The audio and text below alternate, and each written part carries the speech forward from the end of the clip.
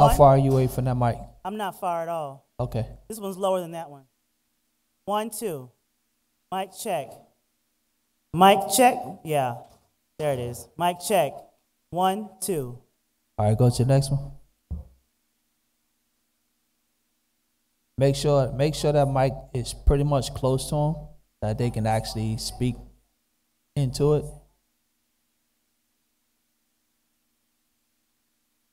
Mic check. 1, 2. Mic check. Yeah, see that? See how close that one is? That's Yeah. good.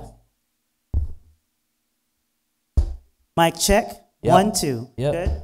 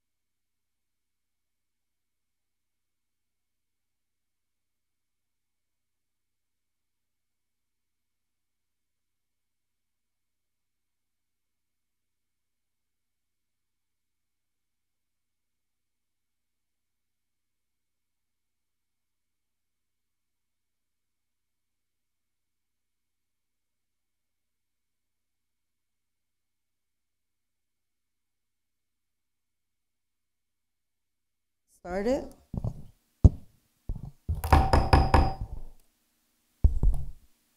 I'd like to call to order special city council meeting, 10th, 2019, 6 p.m. Madam, roll call. Mayor Ronnie Felder. Present.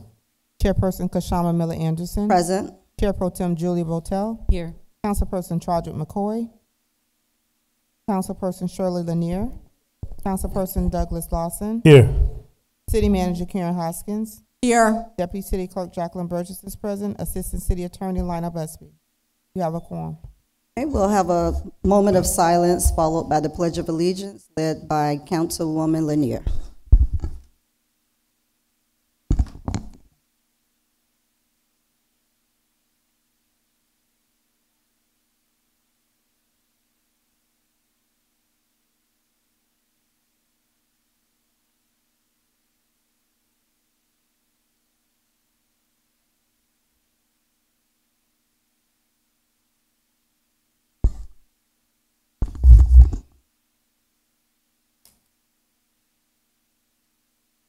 Are there any disclosures by council?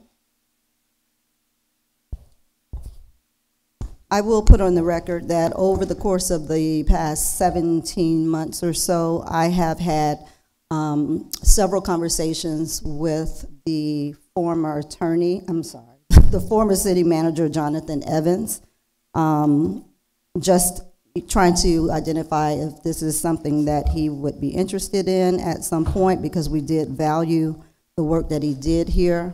So I just want to put that on record that over the course of the last 17 months, I have had contact with him. Madam Chair, I have also, over the course of the last 17 months, had contact with Jonathan Evans. Anyone else have any disclosures? Please let the record reflect. Councilman McCoy is on the dais. Madam Chair, Go ahead. I had conversations with Mr. Evans over the past 17 months. All right, anyone else? Madam, Go ahead, Councilwoman Madam Lanier. Chair, I've had conversations with Mr. Evans during the same period of time. Okay. Councilman Lawson.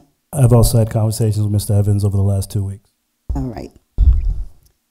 All right, can we have a motion to adopt the agenda? So moved. We have a second? Second. Madam Clerk? Councilperson McCoy, Yes. Councilperson Lanier, Yes. Councilperson Lawson, Yes. Pro Tem Botel, Yes. Chairperson Millie Anderson. Yes. Unanimous vote.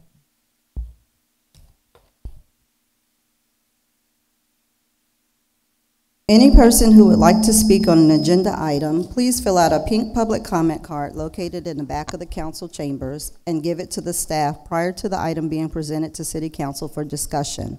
Members of the public will be given 3 minutes to speak on each regular agenda item. In no event will anyone be allowed to submit a comment card and speak on an agenda item after the resolution is read or the item considered. We don't have any public hearings. And then in terms of the general public comments, typically it starts at 7:30. If we finish the business of the city before 7:30, we will allow public comment cards to be accepted. At 7:30 though, we will close off the acceptance of public comment cards at that time, provided we're still here. Public comment cards should be restricted to the issues, matters, or topics pertinent to the city of Riviera Beach. Please be reminded that the City Council has adopted rules of decorum governing public conduct during official meetings, which has been posted at the entrance of the council chambers. In an effort to preserve order, if any of the rules are not adhered to, the council chair may have any disruptive speaker or attendee removed from the podium, from the meeting and/or building if necessary. Please govern yourselves accordingly. We don't have any items tabled, no regular items, and then discussion and deliberation, item number 1. Discussion and deliberation on updating, modifying, disposing of, and/or amending a settlement agreement with Mr. Jonathan Evans to allow him to return as city manager in Riviera Beach. Also start negotiation on his city manager contract. Do we have a motion to approve? So moved. All right. We're just moving into For discussion. For discussion, yes. All right, so with this item, I'm sorry, I didn't hear the second on the discussion. Here. Thank you. so this item was brought up briefly on last week, Wednesday's meeting by Councilwoman Botel. And so what I will do will allow her an opportunity to set the stage for the item that is being presented. We do have Mr. Glenn Torsivia, our attorney, who worked on this particular settlement case, and Lina Busby here from our city attorney office, and they will provide some information as well. After that point, we will then allow for public comment on this particular discussion item, and then we will come back to the board to have a discussion. Okay. Thank you.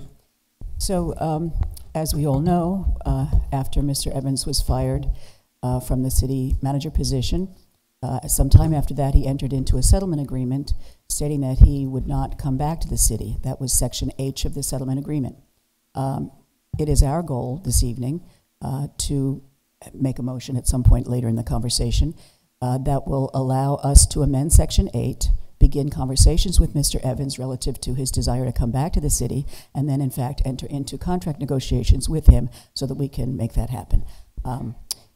Our belief is that the people who were party to the settlement agreement, the city, Mr. Evans, and the 3 then council people, that the 3 then council people do not have a standing in this matter. They are not harmed in any way if we amend Section 8.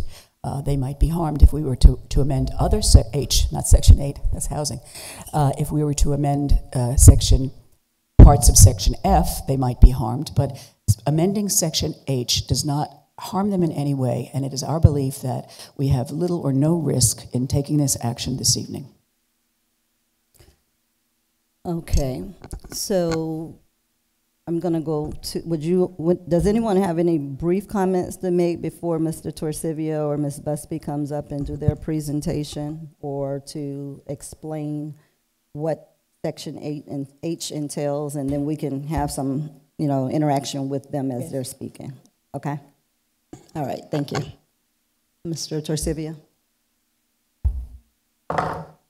Thank you, and welcome, congratulations to all of you who have been recently elected. So as Dr. Botel set the stage, Mr. Evans filed a lawsuit, and that was filed on May 24th, and it was against the city and against 3 former council members, Ms. Pardo, Ms. Hubbard, and Mr. Davis, individually as well as in their official capacity.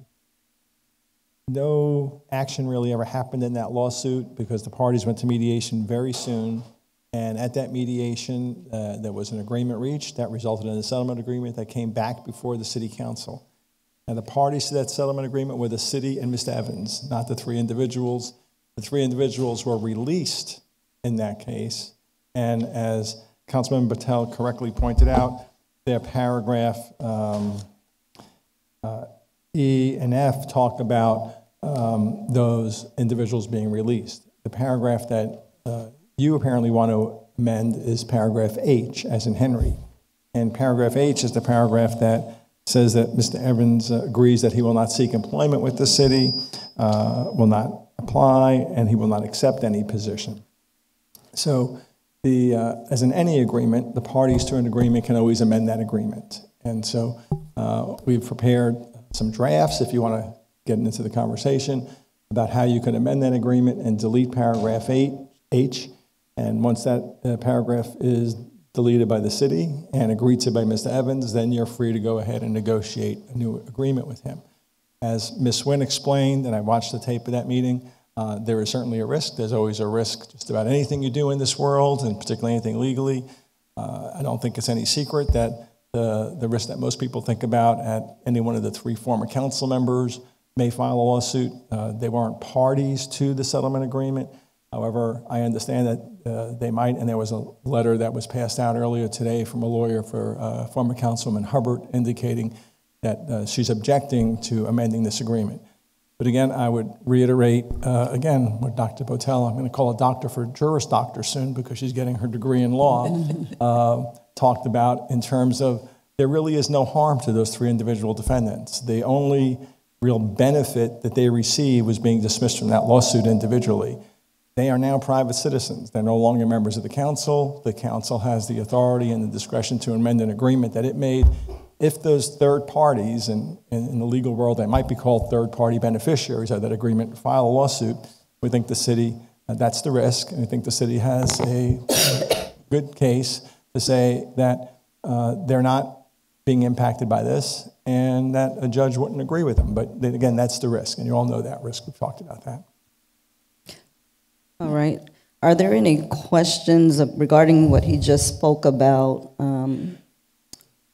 If not, I do want, if you can explain a little more about that letter that we received, because obviously the public doesn't know what it says. And I'm not sure if everybody up here had an opportunity to read it. It was, you saw it? Okay. I'll just summarize it. I don't think I'm going to read the whole page and a half, but the gist of it is that, and I'll quote, it is Commissioner Hubbard's position that the city and Mr. Evans will be violating their contractual obligations if Mr. Evans accepts employment with the city. Commissioner Hubbard further cautions the city that inducing Mr. Evans to accept employment with the city runs afoul of the covenant of good faith and fair dealing. She is then placing Mr. Evans and the city on notice that the city and Mr. Evans will be in breach of their obligation under the settlement agreement. So that's the gist of what their complaint is. The argument is that she, as someone who benefited from that agreement by having that lawsuit dismissed against her, would have the ability to bring a lawsuit claiming that she has to be a party to any amendment. And again, if she had actually signed the settlement agreement, she might have a better argument, but she did not. The parties to the agreement are clearly, in terms of obligations, the city and Mr. Evans and those other commissioners were, as I said, beneficiaries of the agreement.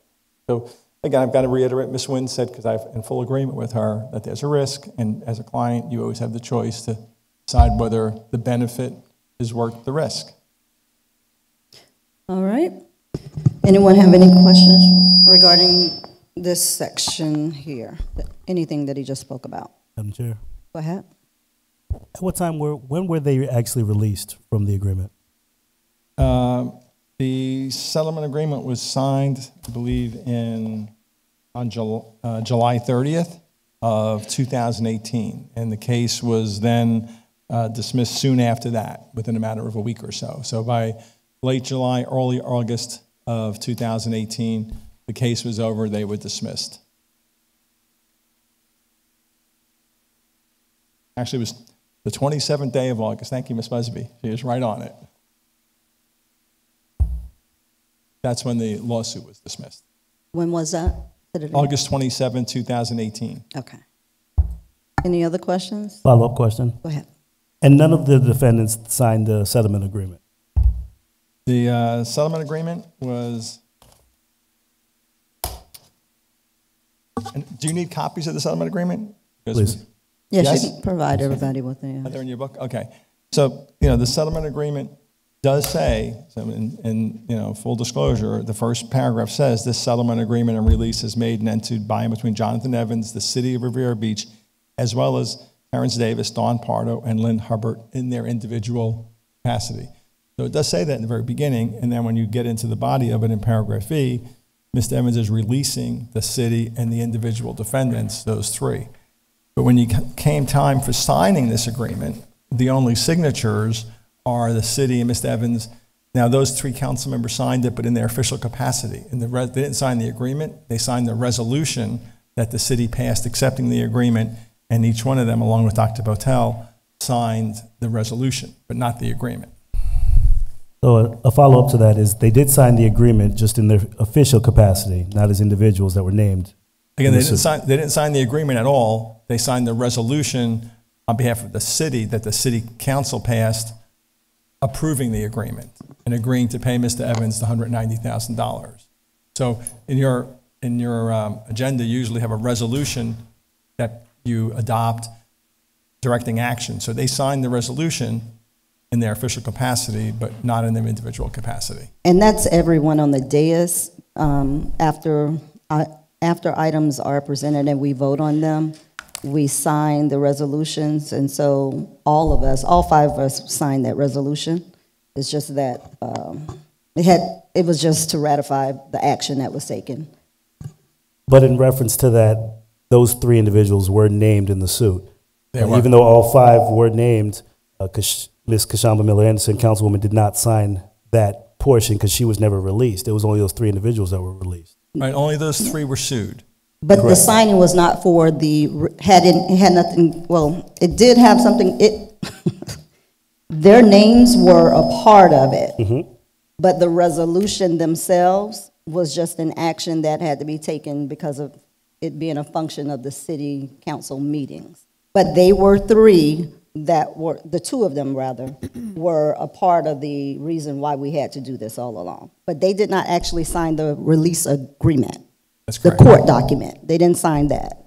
Madam Chair. Hold on. Did you want to say something else, Mr. Lawson? No, go ahead. Okay. I just want to make it clear to everybody, I didn't know this when I got elected until I went through a couple of meetings. We always sign every resolution that we vote on, whether we voted for it or against it. We have to attest to the fact that we were here when it was approved, even though we might not have agreed with it. So that's what everybody signed. And you'll see after every meeting, you'll watch us pass along a big stack of papers, and that's what those are. They're just attesting to the fact that we were here when that action took place. And it lists whether or not you voted yes or no. It does, yeah. And it doesn't mean that we approve. Right. You know, we don't approve it, but that we're saying that we did make that vote. And if you're absent, typically you do not sign it, so. Madam Chair. Yes. But the issue that's at hand is the release, right? They didn't sign the release because that was for a city. They did not Right? sign. The resolution is what everybody Yes. signed. Correct. But we're here to talk about the agreement, the release agreement, Right. right? The release agreement was not signed by them, although they were mentioned in it. Right. Okay. Mr. Lawson, you're good? Okay.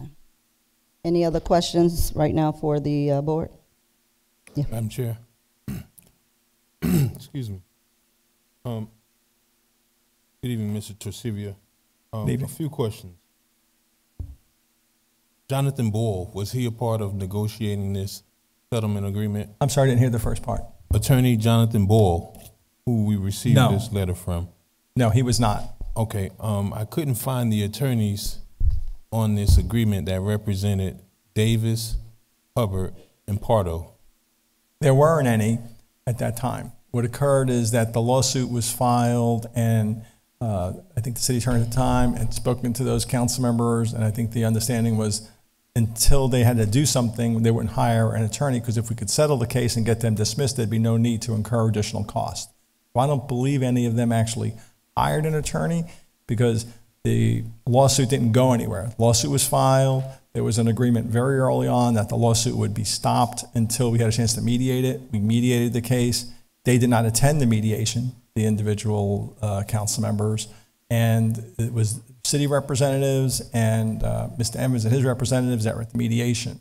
So the individuals were never really participated in that process. They didn't have any attorney representing them.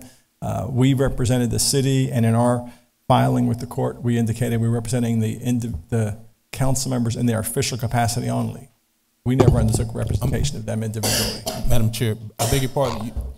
I beg your pardon. You said you indicated in something that you represented them in their official capacity. What was that? Well, again, when the city is sued and someone names, let's say they name you in your official capacity. Well, normally the city or the school board or the county, whoever the employer is, if you're acting in your official capacity, if you're a police officer or a code enforcement officer, the city will defend what you do in your official capacity. If you were involved in an arrest, you arrested somebody as a police officer and you get sued individually, the city will represent both the city and you because you're in your official capacity. When people are sued in their individual capacity, then they usually have the right to get their own attorney. But in this case, it never got to that point. I don't believe any of the three of them ever retained their individual attorney because the settlement happened so quickly and they were dismissed. Follow up, Madam Chair. Go ahead.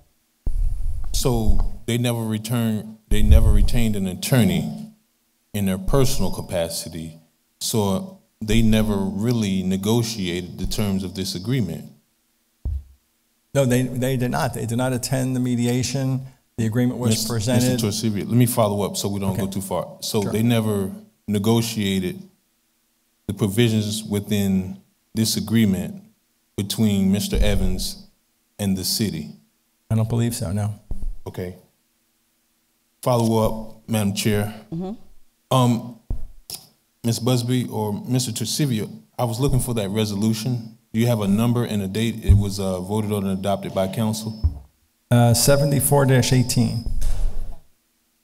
Pardon me? Ms. Busby indicates in the back of your packet, and I have an extra copy if you'd like me to just bring it up to you. What packet? We don't have a packet. We don't have a packet. No, I think the clerk is going to pass out packets.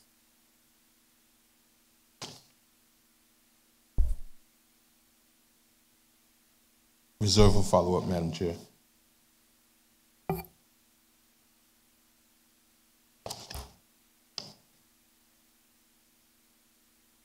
So it's correct. They weren't parties of the negotiation, nor did they have counsel that represented them in negotiations. Is that correct? To the best of my knowledge, they did not. If they had it on their own, they were talking to them privately. I never got that communication.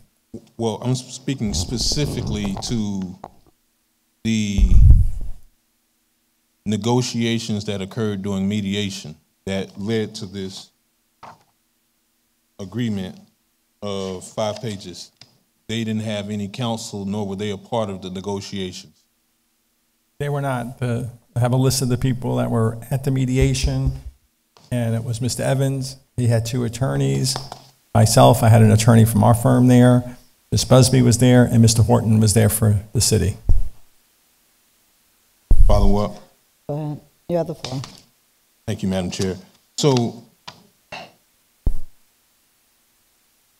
I know that there's, I guess it's a standing policy, Ms. Busby, that contracts are generally executed by the city clerk and the city manager. This wouldn't be a contract, but missing from this resolution is the mayor's signature. Does that prevent this resolution from being binding?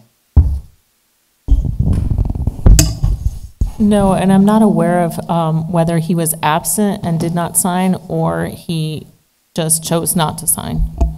I think the clerk would be able to, if they went to their notes, verify that, but that would take some research. At the bottom of the resolution, it does say that the mayor refused to execute the agreement. Therefore, it does not have a signature, but the resolution was approved by the city council on August 1st, 2018. Where would it say that, Mr. Tresivia? That Pardon he me? refused? I don't see that. At the last page of the resolution, it was right underneath the signatures of Ms. Hoskins and the clerk. It says Resolution 7418, and then that the mayor refused to sign. I don't have that on this version. And if I may make a point, because now that I see, I didn't sign this resolution either. And the reason I did not sign it was because it was a lie. In there, it stated that he was terminated without cause, I think is what they changed it to. And I did not agree with that because that's not what happened. So I refused to sign it. And I did vote against it as well. Did I?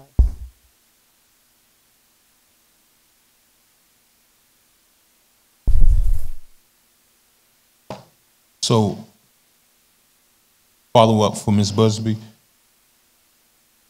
I have it here, and pardon me because I'm just getting this resolution today.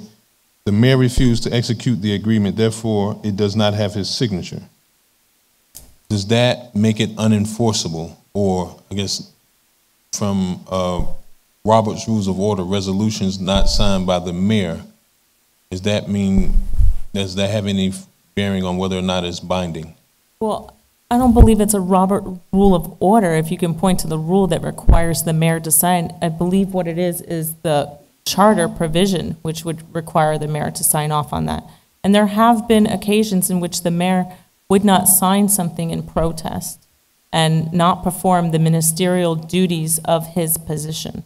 So it's a charter requirement that the mayor signs all resolutions? If you give me a moment, let me review for that. Okay, that's it for now. Thank you, Madam Chair. All right, anyone else before we go into public comment? Save it. All right, thank you. We'll may have you come back up a little bit. Thank you. LV Sylvester. Just want to remind everyone to please watch the clock. Are you running the clock too? Yes, ma'am, I got it. Okay. LV Sylvester, Rick King, and John Miller.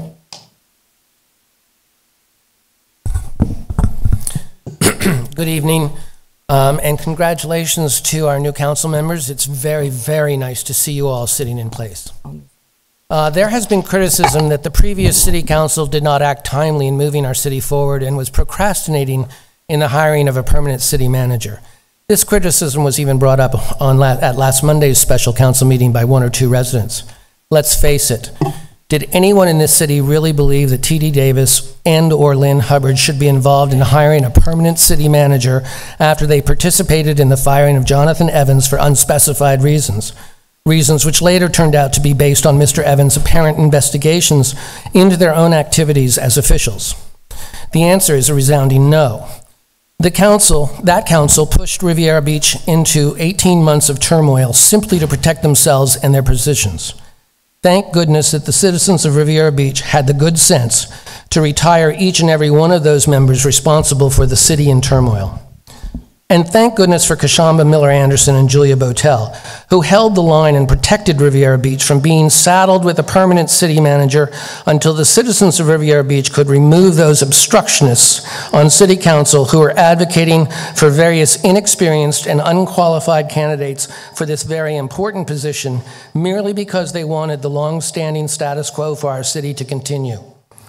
We now have the opportunity to bring back a qualified, competent, and experienced city manager in Jonathan Evans. Mr. Evans signed a settlement agreement with Riviera Beach that states that he would not seek employment from the city. However, at the council meeting that discussed the settlement, the attorneys representing our city were specifically asked if it would be possible for a future city council to revise the settlement agreement by removing this restriction on future employment. Future employment clause. They answered that it was totally within the power of a future city council to do so. That is where we are today. This council should amend the settlement agreement to remove the restriction on future employment clause, which affects only the city of Riviera Beach and Mr. Evans.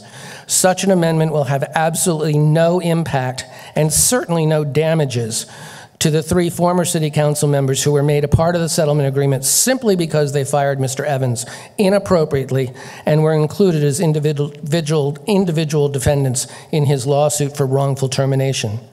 Those 3 individuals lost their official positions and are no longer of any concern in the city's deliberations regarding Mr. Evans. I cannot imagine that our city will be able to attract competent, qualified, experienced candidates other than Mr. Evans to apply for the position of permanent city manager because of the 18 months of turmoil.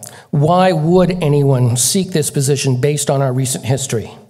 I can also imagine that Mr. Evans feels that his tenure in Riviera Beach was cut short prematurely with much left to be done. It was, and there is. This city needs to end the turmoil, find qualified and permanent department heads, and move forward in unity. But first, you must hire a permanent city manager who is competent and capable, qualified and experienced, and can hit the ground running. Mr. Evans fits this description. I urge this council to amend the settlement agreement and immediately enter into negotiations with Mr. Evans to bring him back as permanent city manager. Allow him to finish the job he started but was not permitted to complete. Thank you.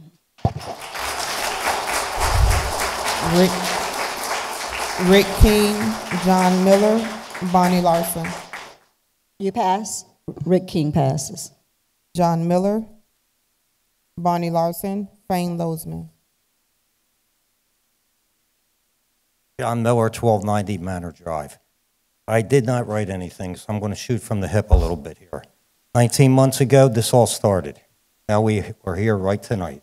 We have a chance to end this, period. Now, what are we ending? 19 months ago, 3 people fired Jonathan Evans unjustly for no reason, except for personal, for whatever they wanted, or whatever they had planned. We can't figure that out. He left. The people on both sides of the bridge came together here. How many times? Right here. You remember me standing up here. I was one of the first ones that screamed at my representative, Esparto, who was the third and deciding vote. At that same meeting, I was threatened to be arrested, saying that I threatened the person, which I did not. Went all the way. Williams pushed it, and it went all the way to the state's attorney. The only reason I'm bringing that up is because now we're getting another threat, that if we do the right thing here, then we possibly could be sued. Well, guess what? If Charles McCoy does not like me, and like that I gave him a dirty look, he could possibly sue me. That doesn't mean we're going anywhere. And think about it. The 3 that fired him, if they do file any suit, it's going to be investigated, and the judge would look at the whole entire thing and say, this is absurd. And you, the citizens, you're the city. I listened to the city attorney Wednesday night say, well, you know, you can't do that because not only the 3 individuals, but it's the city. I think you're the city. Are you the city? Did we vote you in? These are the city. They put you in. We put you in for a reason. And the reason is that we want to move the city forward. We have an excellent person, Jonathan Evans, going to come back here and finish what he started in 2017. Thank you. Thank you. Bonnie Larson, Fane Lozman, Bessie Brown. Bonnie Larson. Patrick, thank you for your line of questioning. Could I ask 2 more questions that you could ask of the attorney? So, Drasivia was the attorney for the city. Could you ask him, please, what his position was or what he did for the city during that time? And also, who added that? Who was it that added that Section 8, which prohibited Mr. Evans from coming back? Mr. Evans, a lot of people are talking about he got $190,000. That's peanuts. He had to sue this city. This city said, we will clear your name. He had to come back with attorneys. You know what attorneys cost? A lot of money. So he made 0 on it. Also, at the end of that, they come up with this crazy agreement where he can't come back. Now, he could have kept on and on and on with attorneys, and that would have meant the city would have had to have attorney after attorney after attorney. More money, more money. Riviera Beach has deeper pockets than Mr. Evans and all of us put together. So he was between a rock and a hard spot. He said this was the paragraph that gave him heartburn because he loved Riviera Beach in the short time that he was here. And he did more in that 6 months. I've said this many times. He did more in that 6 months than any city manager we have ever had in the history of Riviera Beach. So to do this to him was just an absolute crime. But I'd like to know what the attorney said. And I'm a little disappointed tonight that our new attorney, Ms. Dawn Wynn, is not here tonight. Well, there might be a reason, I don't know. And I'm a little disappointed that our city clerk is not here tonight. Seems like when there are important things, sometimes people don't show up. I'm not sure now, has it been determined that we can do this? What are the rules and regulations for hiring a city manager? Because we want to follow all the rules, we want to be transparent, and that's the only way Mr. Evans works, is honestly and transparently. So we don't want to just reach out to him and say, will you do this, and then find out we can't hire him. We have to do it correctly. If it means interviewing other people, more money spent during interviews, so be it. If that's the way it has to be, we want it to be done properly. There are a lot of rumors going around the city about putting department heads in the temporary position. Bad idea. We have only a couple department heads as it is. We did that once. We put someone in charge, helping out in the city, took him away from his water department. We had sewage leaks. We had all kinds of, we cannot take our department heads away from their jobs. Those are important jobs that they have. There's also rumor about maybe putting Billy Brooks in there. She's a Riviera Beach gal. Ms. She ran Larson, for office. it's only about the agreement for Evans, and public comment, you could talk about the rest. Okay. All right, about the agreement. Yeah, I'd like to know who put in that clause, that clause number 8, which was the one saying he could never come back. And how legal is it, since we have the attorneys here, how legal is it to ban somebody from the city like that anyway? Is that even a legal thing to do? And also the question about the signatures, was it even proper the way it was done? So let's do it the proper way. Let's get him back here. Get him back here. Thank you. Thank you. Fane Lozman, Bessie Brown, Felicia Wilder. Fane Lozman. I need to preface my comments that you have to have confidence in your outside counsel. Your outside counsel told a prior counsel that the city did not have to keep written minutes. Of course, it did. I said they did. We filed a legal action. We won in local court. And then he said, take it to the appellate court. Cities don't have to keep written minutes. The appellate court ruled in our favor. I had $120,000 in legal fees. The city had to write me a check for $85,000. And the woman, the chief judge on the appellate panel, laughed. She said, Mr. Lozman, this is about the right. What contract. I'm saying is that I believe he's committed an ethical violation tonight. I'm going to tell you why. The operative agreement that he did not discuss it, especially Mr. McCoy, who knows a lot about the law, should ask him for right now, is document number 23 on the federal court docket, okay? And document 23 is the operative agreement. It's a joint stipulation for dismissal with prejudice, okay? And in paragraph 1 of that document, it says plaintiffs Jonathan Evans and defendant Terrence Davis in his individual and official capacity, Lynn Hubbard in her individual and official capacity, Don Pardo in her individual and official capacity, and the city of Riviera Beach, a municipal corporation by and through their respective undersigned counsel, okay, hereby stipulates to the dismissal of the matter with prejudice in accordance with federal rule, blah, blah, blah. Who do you think the individual counsel was? It was his associate. On page 2, Matthew Bransdell from Torsivia, Donlin, Gonlin, whatever. So in the stipulation for final, and Mr. McCoy will appreciate that, they are representing in the stipulation for dismissal that they represent the individual defendants. If they didn't, they would have not put that in there. You should demand, before you do anything, show us document 23. Why are you representing in the dismissal document that you represent the individual defendants? That's what the court's going to look like. An individual defendant can go there, yeah, they represented me. They represented me in the dismissal. Well, where's the paper you signed? I don't know where it is. I'm not a lawyer, but the operative agreement, he represented the individual defendants as their lawyer. It is clear as day in document 23, and you need to get another lawyer to review document 23 because I think he's ethically challenged that he didn't point out document 23, that he represented them in the stipulation there. You need to look at that. I'm not a lawyer, but I sure learned a lot about the law winning 2 cases in the United States Supreme Court that no individual's done before.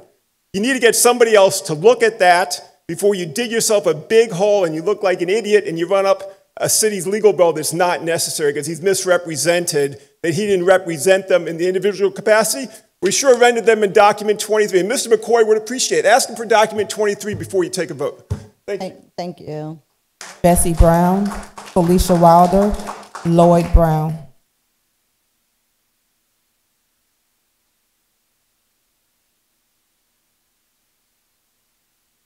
Good evening, Bessie Brown. Good evening. I wanted to say the settlement is a legal document, and I really want to be clear on that's a really legal document, and how that and it's done and it's done and said and all of that is done. But how can you come back and change a settlement that was a legal document? And I need to know, how can you change something that's already done, a legal document, and it was said that what Jonathan Evans said he would not do. My thing is that only thing I have to say is that we all are dealing with things, and we're dealing with people, and then like Bonnie said, I'm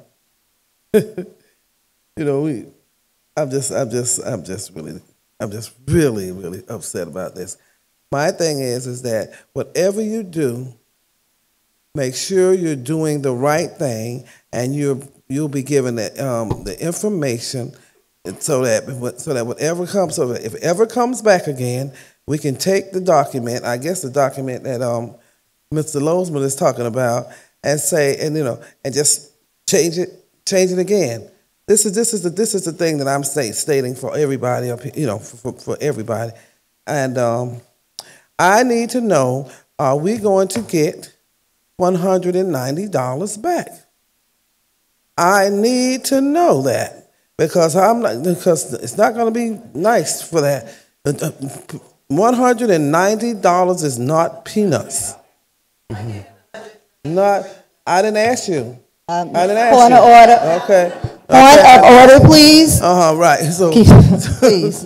So the thing about it is that whoever thinks that he should not be pay that money back, since you're taking away what the other defendants were, other council people and what they said. So therefore, if you can wipe them out, make sure you get our money back. Thank you. What's next? Felicia Wilder, Lloyd Brown, Dosha Nubo. Good afternoon. My name is Felicia Wilder, and I'm here to address this issue with Mr. Evans and the lawsuit, and he agreed not to seek employment with the employer at any time in the future. And then you have on a different item where he said the former manager agreed not to reapply to the city in the future, so the newly constituted board would have to free him from his position. Now, my thing is, you can sue somebody and come back and work for them. So now you don't open up a can of worms. People can go back to the county and get their jobs now. So we can say that they sued the county and they can come back and get their jobs by what you're stating in here. And I want to know too, because I want my job back. Hello, because I sued them. So I would like my job back. I love working. So now you let me know how you get Jonathan back in. I can go out to the county and get my job back. I'm almost 70 years old, but I want to work. I love working. So I would like to know how you manage. One got $57,000, one got $57,000, one got $38,000, one got $38,000. That's a lot of money. He took our money. It's not just the city money, it's our money. He took it, I don't want it back. Let him keep it. Jonathan Evans is over there creating havoc over there in Madeira. It's a turmoil. Paperwork. Point of order, audience, please. Paperwork. He's out of order. And listen, his time is up, so I know why you're rushing to get him. Because they're having a council meeting. They're having a meeting on the 23rd of April. They're having another meeting on May 14th. So you're trying to get him in there because he's on interim, month to month. So you're trying to rush to get somebody. You know what they said in the Bible? You're rushing to get a king, you're going to get just what you're looking for. And some of you sit here and look like to throw rocks and hide your hand. I'm not that type. When it comes to what's right, I'm going to stand for what's right. You can look at me, whatever you want, but it's all right. You entertain an angel unaware. But I just like for you to know, we need to do what's right. Why don't you go to some of the other applicants? When you had the guy up there in Massachusetts somewhere, he had applied, and they tell me he was qualified, overqualified, but you wouldn't receive him. And he makes all this money. Come down here and make less? Yes, so what? You don't know his situation. You don't know his bank account. So just what you do is just go through those other applications and give other people a chance. Because you already had the king in here tearing it up. Now you want him back. If you get him back, it's okay with me because God gonna handle it. And you rest assured, he gonna handle it. Satan knows scriptures too. He got up here one night quoting scripture. Yeah, well, Satan knows scriptures. But he can't live them. Jonathan Evans ran through here and privatized everything where people wouldn't even speak to me at the city. I got emails from that. He called all the department heads. Yes, he did. And I'd like an answer before I leave about this statement in this document here with the lawsuit. What's the difference in H and what's on this paper here? Thank you. Will I get an answer tonight? We will come back at the end and Thank hopefully you. we'll get that answer for you. Lloyd Brown, Dosha Nubo, Amon Israel. Well, all I have to say is there used to be a song that says, give the people what they want. You know, give the people what they want. And I'm not up here to preach to you because you can go home and do that in your closet by yourself. This is the city. So what I'm trying to say is the man was going to help me out with my problem. So I kind of like the man. You know, it's going to be people going to hate the man. They're going to like the man. But one thing I can say is why you want to go by what this guy was saying about Hubbard and them. These people out of here. I mean, they still want to hang on. Push them ticks off to the side. You know what I mean? Pluck them away and throw them away. You know, and I see new faces up here. I hope y'all got new ideas. So y'all do what y'all got to do. If y'all want the man back and the people want the man back, you do what the people say. Because we supposed to have a wall, right? Don't we supposed to have... Hey, and another thing, you know, didn't this president we got say he was going to have a wall up? It ain't up yet, right? So I'm saying, everybody state things. They say, I'm not a lawyer. I don't know nothing about this, this jargon. I don't have no big words for you. I'm just telling you like this. The people I know around the city where I live, they always talk to me. I don't come over here saying things that's in my mind.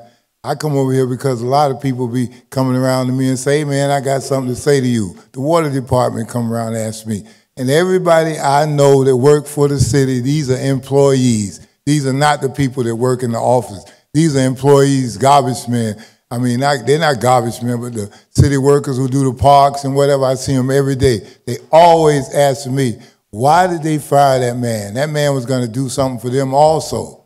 So like the little things that you say he's doing wherever he's at, well, as long as we get him back here, as long as he do us right. I mean, who cares if a man's stealing out of the neighbor's store? He ain't stealing out of yours. And I ain't saying it like that to be, saying we don't care about the situation. But all I got to say is we should give the people what they want. And that's all that matters. And it doesn't matter whether Hubbard or whoever, got the man out of here. We want the man back. He was going to help me.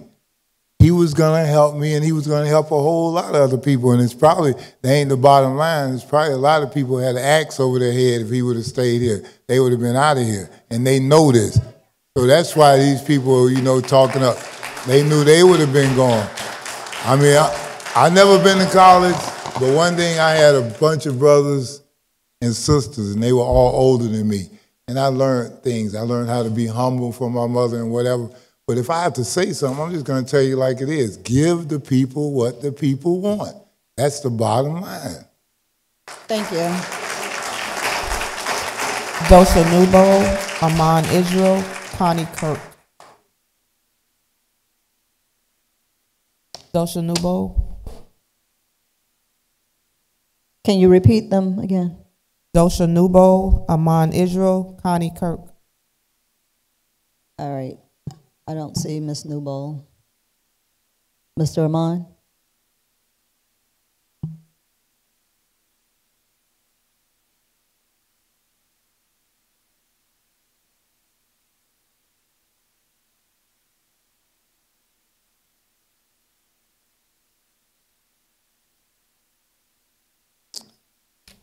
All right, we're ready?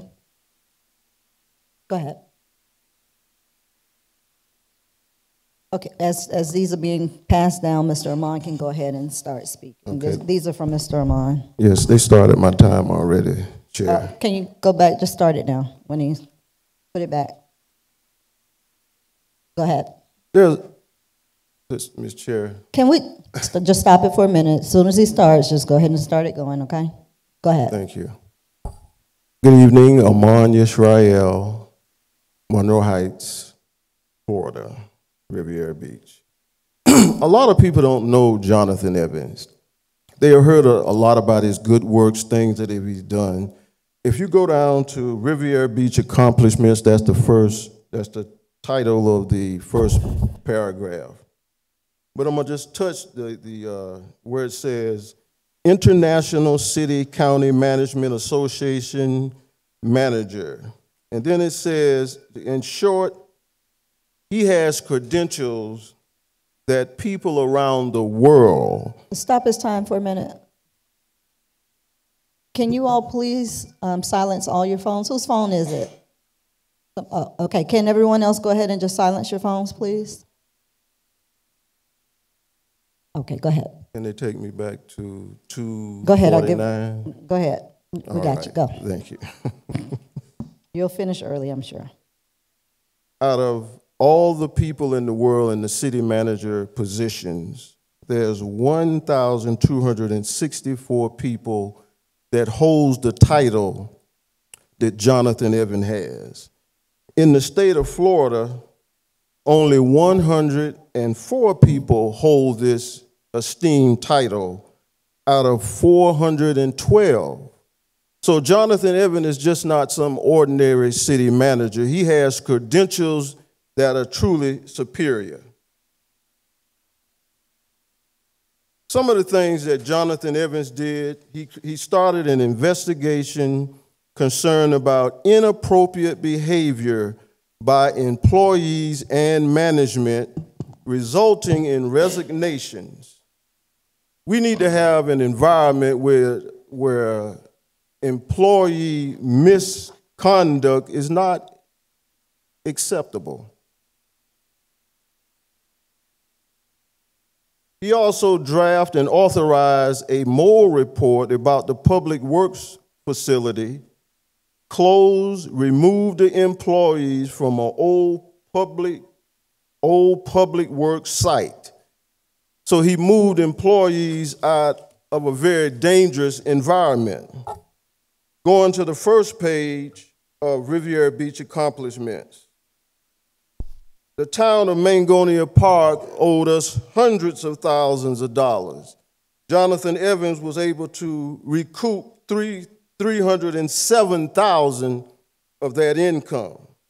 Reduced the subsidy to the CRA, saving the general fund $228,000. Negotiated reduced payment to the ECR, resulting in $158,000. Created a budget report that will recognize around the country. We didn't receive that award since 80-something. Just to name a few of his accomplishments, because a lot of people don't know just what Jonathan Evans did for the city. He met about 500 employees throughout the city. He had an open door policy where employees can come tell him what's going on in reality in the city. Thank you. I gave you your extra few seconds. I gave you like 10 extra seconds, Mr. Amon. Yes, Give me the last sentence and we got to stop. Bring Jonathan Evans back immediately. I think. Thank you. Connie Croak.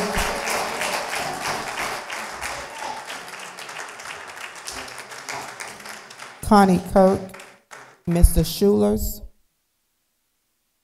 Good evening, Connie Good Kirk. evening. I agree with what everyone has said in the positive manner so far about Jonathan Evans. What has not been said to this point is, I believe some of the former council members possibly had their hands in the cookie jar, and Mr. Evans caught them, and as a result, they summarily, arbitrarily, and capriciously fired him. So now we have, in the last 2 years, 5 new council members who have been elected by the people. 4. I'm still here. No, in the last 2 years, weren't you? You were real. Oh, okay, I beg your pardon. Okay, fine. 5 great council members who are here because they not only listened to what the people had to say, they heard what they said. You know what the people want. You have the authority to do it. Don't let anybody tell you you can't change an agreement. That's why we have so many amendments to our Constitution. You have the power to do it. Do it, please. Thank you. Our last card is Mr. Schuler. Wesley Schuler. I'm just very curious. Everybody's trying to ride this horse about John Evans, bring him back. But are y'all really thinking about the people that really don't want John Evans back?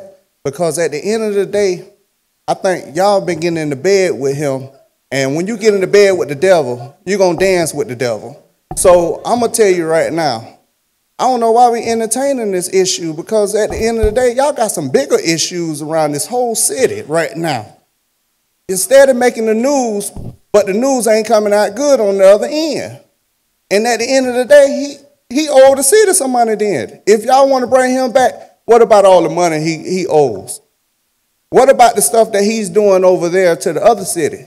And then if not only that, if you think about it, that city could turn around and sue y'all. But y'all not worried about that. Y'all just worried about what's best for y'all. Y'all ain't worried about the other people that say he don't want him back. Y'all ain't have no town hall meeting for that. Thank you. All right, you said that's the last one? Okay. All right, council, do we have any additional comments or concerns to regarding, I'm sorry?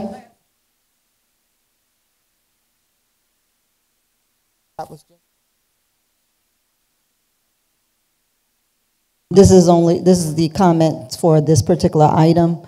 We haven't done general public comments yet. All right. All right, do we have any other questions or comments regarding the agreement? Okay. Madam Chair. Go ahead. I make a motion to amend the settlement agreement with Ms. Madam Chair, point of order. Hold on. We're not at the point of motion. Yes. Yeah, do you have any other questions or discussion? Not regarding the agreement, but I asked Ms. Busby about the provision of the mayor, so I want to ask if Ms. Busby. Yeah, that's what I was saying. Did anybody else have anything to say? Well, not so much about the agreement, but about the resolution. Okay. The mayor's, whether it's enforceable or is it legal if the mayor doesn't sign resolutions? Yes, Councilman McCoy, very good question. The mayor's duty to sign resolutions is found in section 14 of the city charter. The mayor and city clerk shall sign all ordinances and resolutions, even though he or she be not present at the meeting at which they were adopted. However, his refusal to do so in this case and any other resolution does not invalidate the legality of the resolution. Thank you, Madam Attorney.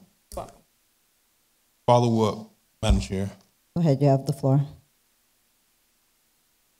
I just was reviewing Article 5, Section 2 of the Charter, which provides for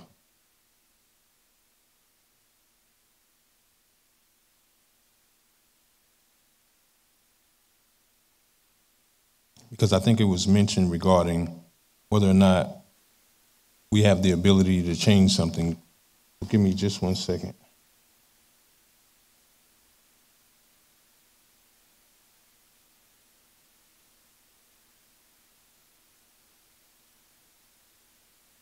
Is there anyone else that have any concerns or questions while he's looking that up?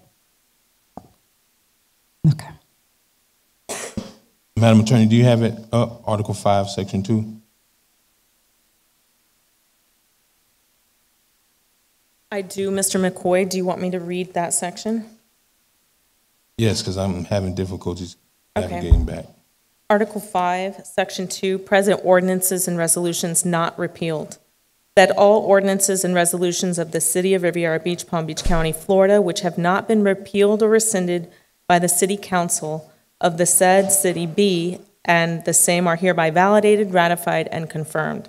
Except if an ordinance has been challenged in court as of the date of the final approval hereof, such ordinance so challenged shall stand ratified or invalidated as the court or courts may order.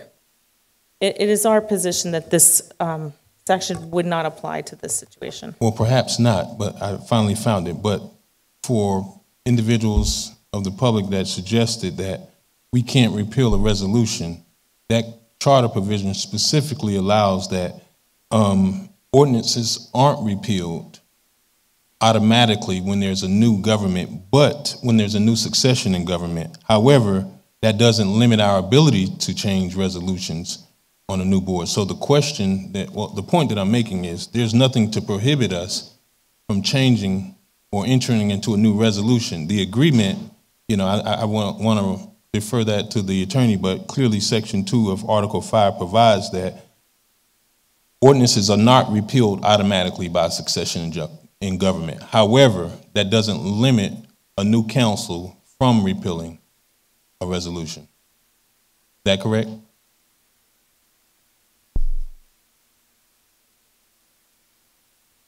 Because the very first line says that all ordinances and resolutions of the City of Riviera Beach, Palm Beach County, Florida, which have not been repealed or rescinded by the City Council of the said city be, and the same are hereby validated. So we have the very authority to repeal and rescind ordinances, resolutions, as provided for in Article 5, Section 2.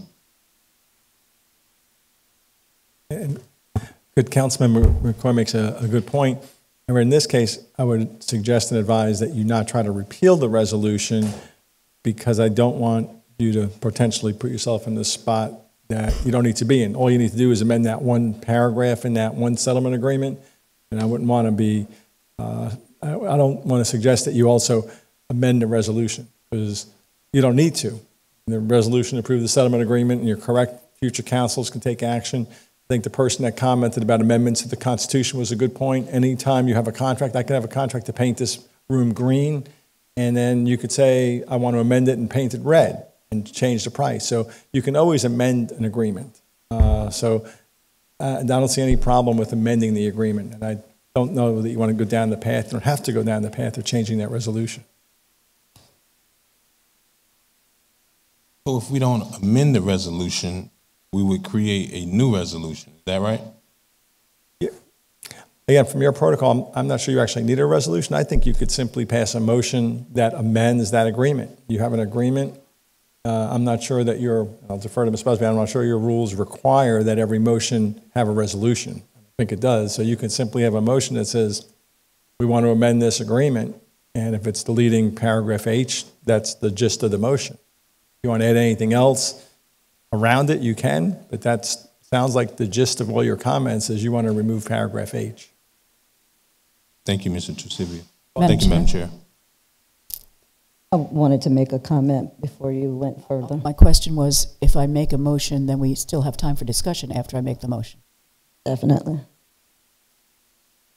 I make a motion to amend the settlement agreement with Mr. Jonathan Evans to allow for him to return to city manager in Riviera Beach, to ask Mr. Evans if he is willing to come back and to begin negotiations on his city manager contract. Second.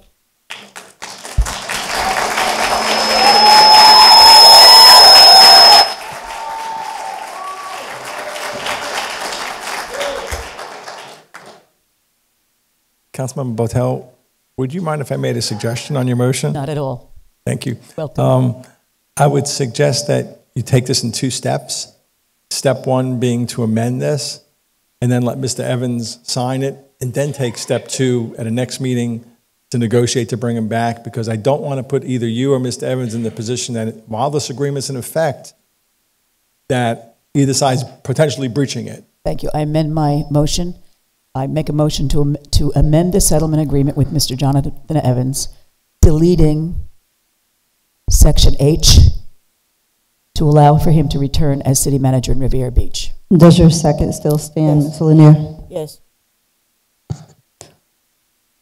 Okay. Mr. Tresivia, wouldn't it be cleaner if Councilmember Botel remove the provision that says allow him to return? Because essentially what I'm hearing is what she just proposed will pretty much allow him to walk in as city manager. I'm asking that my position is that the provision is just removed from the contract. Let's not get subjective and say that it's going to bring him back here. If you're going to remove the provision, just do that. Madam Chair. Go ahead. I amend my motion. I make a motion to amend the settlement agreement, removing Section H. Does your second still stand? Is that good, Mr. Torcevia? Only if you have any questions. I think that's a nice, clean motion.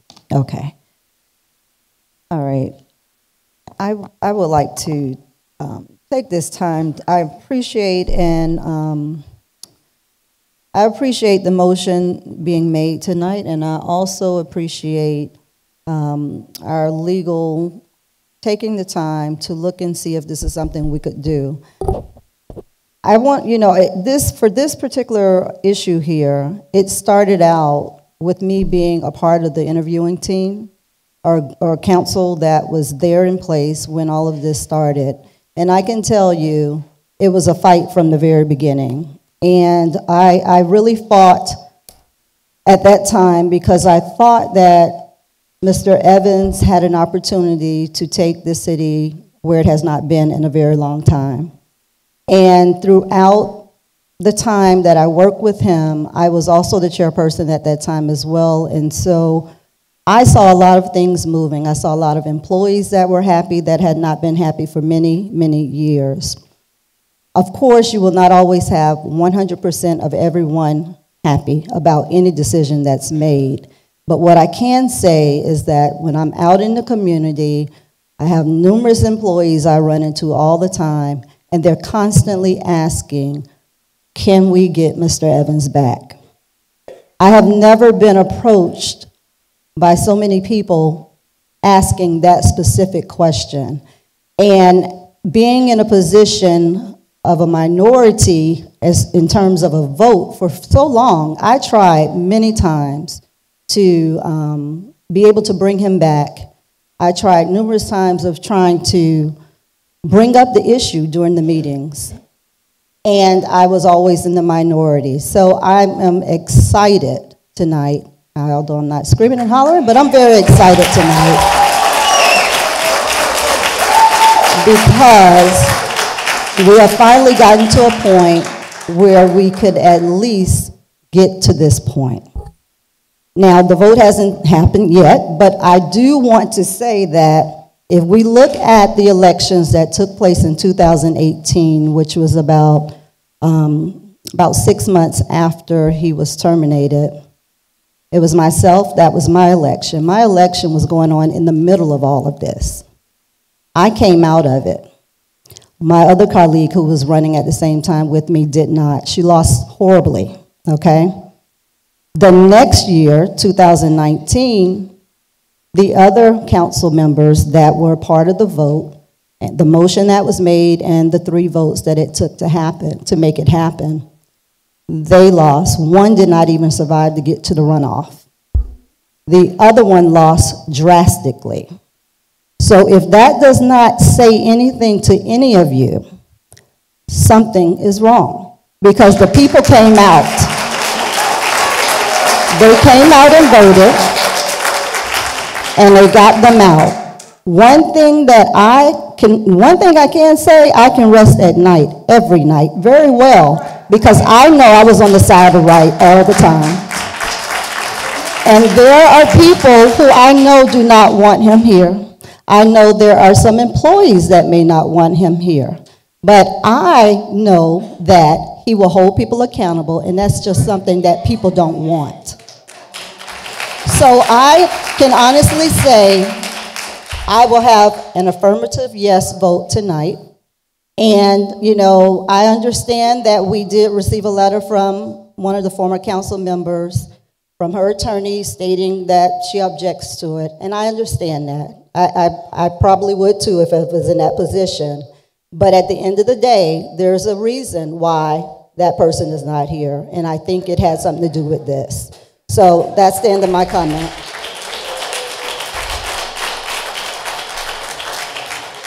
Is there anyone else before we take the vote? Madam Chair. Go ahead, Mr. Lawson. As tonight appears that we have colleagues that are interested in bringing Mr. Evans back, and we have a lot of public that is here and interested in bringing Mr. Evans back. As was stated with the comments, there are individuals that do not want to bring Mr. Evans. So what we have to do is allow for the opportunity, if that is the will of the body, to bring Mr. Evans back to reapply if he chooses and interested in coming back to the city. So if he has an interest in coming back to the city, I would be interested in that reapplying process and having him come to sit and to stand with the new council that's here and give us a fair chance moving forward to select the individual to help grow our city forward. Ms. Kashamba Miller Anderson, our chair, was in the interview process, but the other four were not. So 2 years later, we do not know who is the best candidate to be the city manager of Riviera Beach. But I will be all for striking the portion that says he is not allowed to reapply to the city, because I'm an advocate for moving the city forward. But to run with transparency and honesty of the city of Riviera Beach, we want to all have the opportunity to move forward. So I will be for that motion, but moving forward, let's make sure he is still the best candidate for Riviera Beach. Anyone else? I would just like to say that the people of the city of Riviera Beach came out in such astronomical numbers. And one of the main questions I was asked, canvassing neighborhoods, talking with people, the first time that they had a conversation with me, they would say, "Are you going to bring Jonathan Evans back?" And that would be the start of the conversation. However I answered that question was how they would respond or how they would proceed in the conversation. 99% of the time, the people who I spoke with, I received almost 1,000 votes more than my opponent. And those people told me that we're putting you here for a reason. We were asking you that if you're going to have a discussion about bringing Jonathan Evans back, then you need to vote in the affirmative. Now, this was not from one person. This was not from two people. Everyone that I spoke with, and they did not want us to sit here and belabor the moment. They didn't want us to sit here and drag this out. Because what is happening is that we are in a state of crisis here in the city. We have mold in the fire department. We have mold in the police department. We have issues here at the city. And we need to be able to have someone here who can hit the ground running and be able to take on these issues, because we are council people. We are here for policy. We don't run the day-to-day of the city. If a person has a pothole or has an issue with what is happening in their neighborhood, they're supposed to call the city. People are supposed to be there to take care of them. People call us. They can't get anything from the city. That is why they voted. That is why they came out. That is why in all of Palm Beach County, we were the city that had the most people to show up.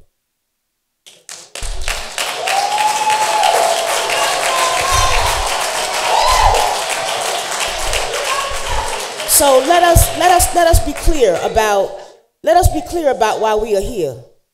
This is no disguise. This is no cloak of darkness. This is transparent, and this is what the people voted for.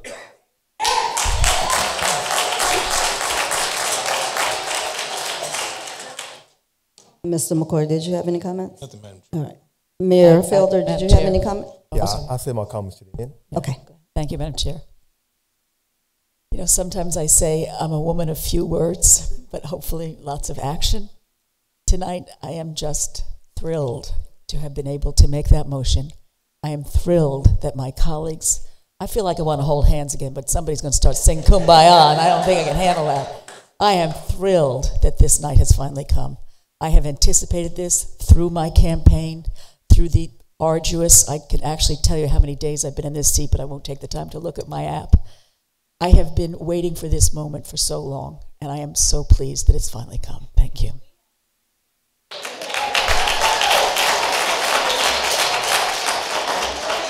Mayor Felder? Was my time? Yes. I'm honored to sit on this board. Like most of you said, that we were elected because you felt like voices wasn't being heard. And I ran a campaign on Your Voice Count. I understand this. We have to make a decision, or this board has to make a decision. Excuse my French, because you're damned if you do, you're damned if you do. But let's make the right decision that in 2 years, this city will be moving forward, and everybody that didn't agree with it, they'll be okay. But we have to set a precedent that your voice do count. And I think everybody that's up here ran and have won because you elected us to do a job. Now, I don't want to bring scripture, or because I often say you all didn't appoint me to be your pastor, you appointed me to be your mayor. But I want to say this. When we come up and we make statements of devils, when we make statements that we really didn't get to know a person, I've come in this seat and I want to meet with every employee with my guard down, because I'm not a person that takes what somebody else says about somebody if I don't know you. But what I do know is the first time my assistant called Jonathan Evans, because I was worried about Cunningham Park not being fixed, he came the next day and I seen it boarded up the next day and I seen movement going.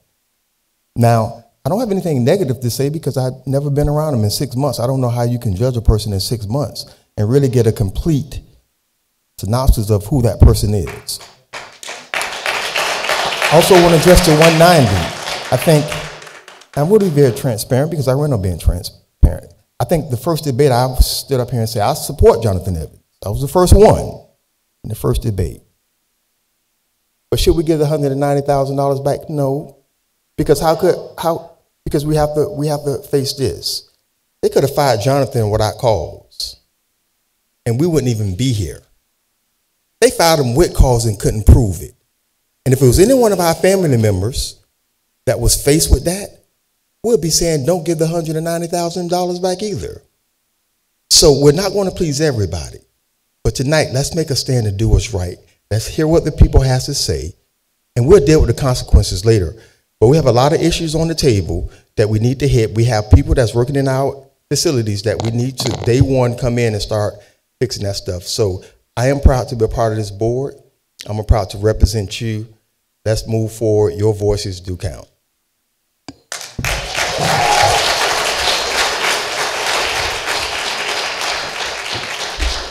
All right, Madam Clerk.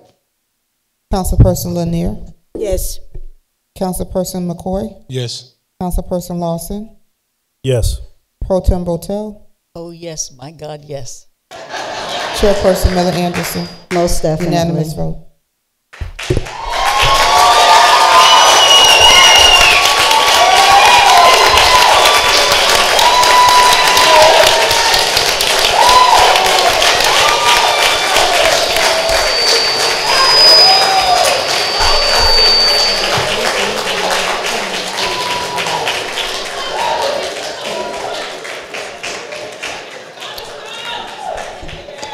Okay, Madam Clerk.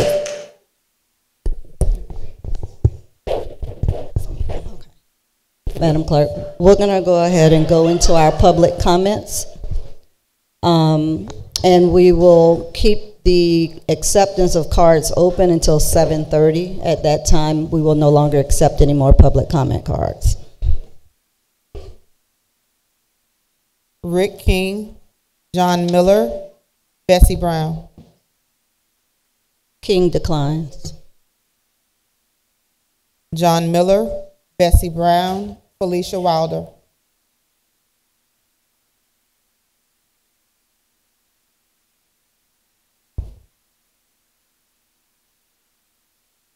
Very short. Thank God.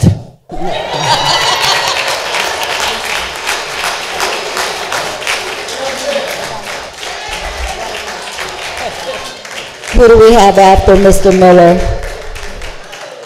Ms. Burgess. Who's after Mr. Miller?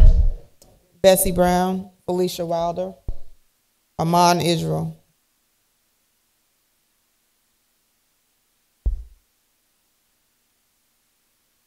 I'd just like to say, I still am trying to figure out how you can just take one paragraph out of a settlement agreement, and then move on and do things like that. I would like to know exactly how this will fold out in the long run, because I don't think that you all handled that in the manner that it should have been handled, and it should have just do new information, and we would all see where you go from there. Thank you. Felicia Wilder, Amon Israel, Bonnie Larson.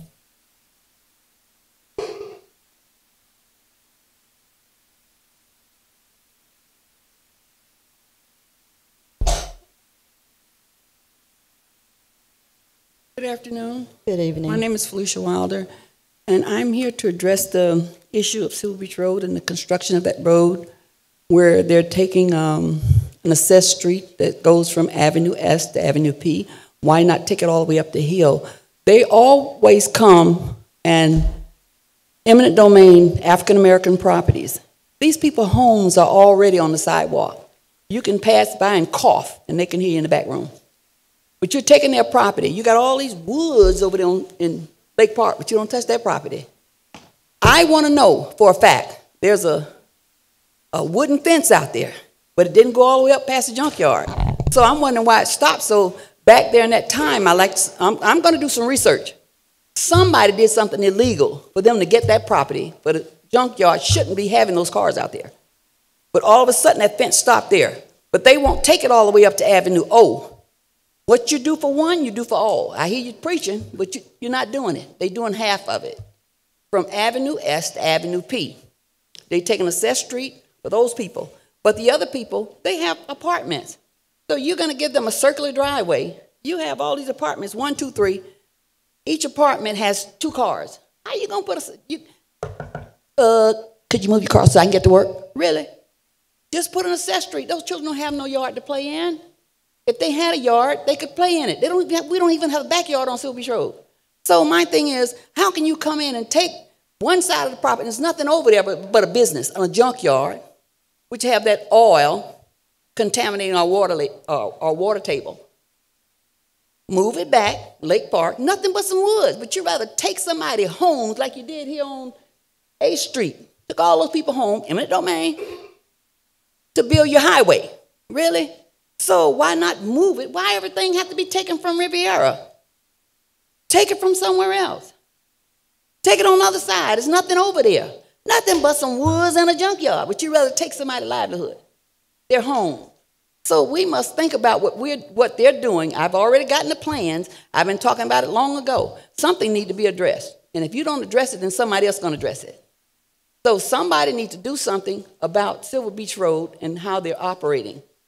Because there's nothing over there but the junkyard, and it's a place up there on Avenue O where there's an empty warehouse where the Army people go, and you took that property down there near Walmart and let the Army build their facility down there, reserve facility down there, but now you're taking the people's property.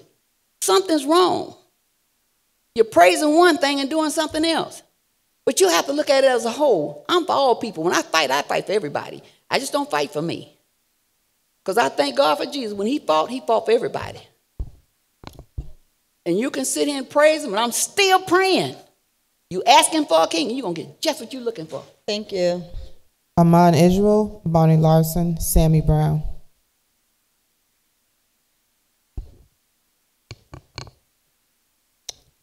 Barney Larson, you said? Amon Israel, Barney Larson, Sammy Brown. Amon Israel's first, or Barney? Yes. Amon, are you on your way?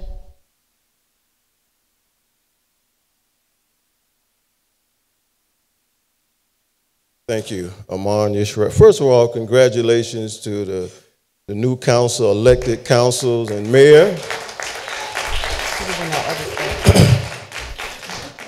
Riviera Beach, we really have a lot of work to do. I hope that we're paying close attention. I hope that we're paying close attention. If we play close attention, we'll see some of the people that's holding our city back. And we need to pay a close attention to that. It's no coincidence that we're in the condition that we're in. Anytime you can move employees, anytime you can move residents, move them to feel good about their city, that's a good thing. It would take another city manager 4 years if they got the work ethic that Jonathan Evans has to move the city forward. We don't have another 4 years for another city manager to come in here to find out the things that he has found out about. When you have a person that come in and believe in perfection and move the city in that direction, that's good leadership. Anytime you have leadership that do not, and I didn't want to use this word, but look, you cannot have a work environment where females feel that they are less than what they are. Sexual harassment should not be permitted in no kind of work environment. Anything of that nature helps to pull a city down. Anytime you have businesses that's on standby because you have good leadership, we can pick and choose the businesses that we want now. We have a fire department that's outstanding. I'll never forget the personal survey when I went to all the hospitals in the area and they said that our firefighters were the best. I'll never forget when we talk about our police department, we have technology. Our police department has technology that's second to none in America. The only way we can change the city and make it better is for the community to get involved. That's what we have to do. We have to think, and remember now, we have one of the best beaches in Florida. We have the #1 tourist attraction between Miami and Orlando. We have a port that's ranked #4 out of 14. We have attributes that our past councils have not taken advantage of. We're #1, #2 in the world on onshore diving. How can our city leadership not take advantage of these attributes? We need a council and a city manager. We have the council, thank you. But now we need the right leadership. Jonathan Evans. Now I don't understand everything our off-site attorney has said, but we need to make some tough decisions now. Thank you. Your time is up, Mr. Ramon. Thank Barney you. Larson, Sammy Brown, Fane Lozman. Barney Larson. Couple of things back on the item for Mr. Evans, Mr. Jonathan Evans.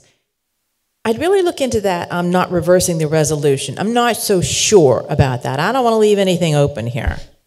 And I also want to make sure that we don't have to re-advertise this job. It's been advertised 3-4 times. A lot of people applied. I read some of those applications, and I don't know how they got through human resources. I really don't. They weren't checking them. Things weren't on there properly. There were a lot of abnormalities with that. I just want to make absolutely sure that we don't have to go through all that process again before offering Mr. Evans a job. Also, Mr. Evans is an employed individual. We don't really know if he wants to come back to Riviera Beach. What a hornet's nest he would be coming into, wouldn't it? He's the only one I think who could do it, though. But he is employed. He doesn't want. You wouldn't do that with your employer. Say, "Hey, I'm going somewhere else," if you don't even know if you're going to be hired. So the question then becomes, my question is, do we have to advertise this again. It's such an unusual situation where he was let go for doing his job. That is the reason he was let go, for doing his job. People didn't want to know out in the public. They didn't want any transparency about what they were doing. And those are the people who voted against him because he found out he was doing his job. People told him about things. He investigated it. That's a city manager's job. If he hadn't done it, he would have been not doing his job, and he would have lost his job for that reason. So we want to be sure about that. But look into that thing. Ask somebody else also about that resolution, that we don't have to reverse that. That's concerning me a little bit here. Mr. Torcivia said he represented those three people as council members, but not as individuals.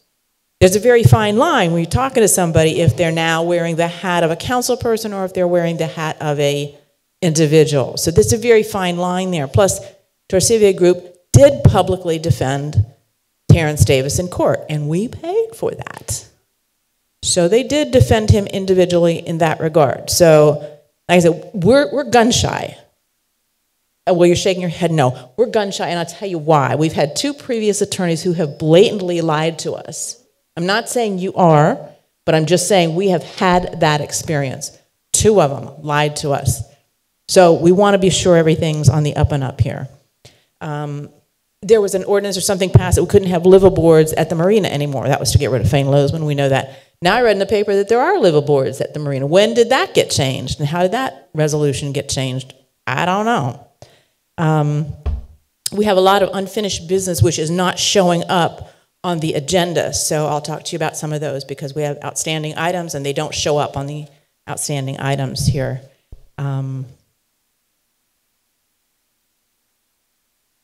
Okay, I guess I got 1 second left, so that's it. Thank you. Oh, if you look up Mr. Jonathan Evans, this is nothing. Mr. Evans was a very humble man. You should see his degrees and what he's done in the way of education. This is nothing compared. Look it up yourself.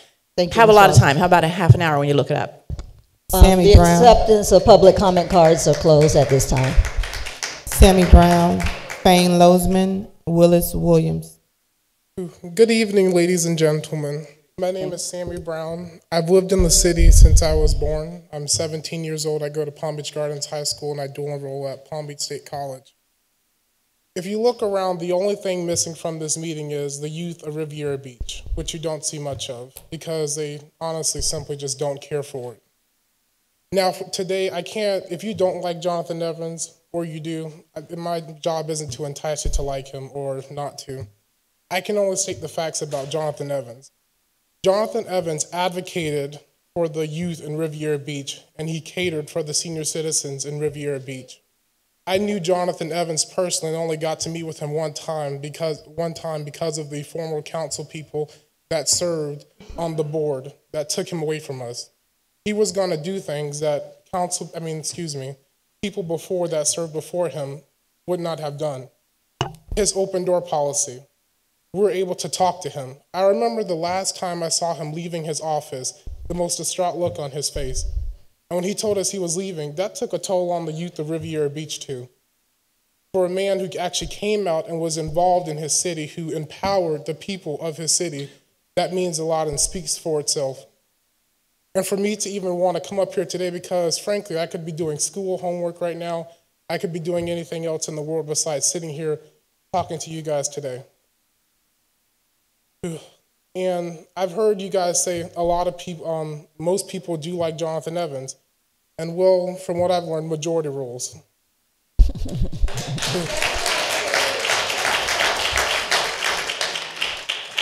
Fane Lozman, Willis Williams.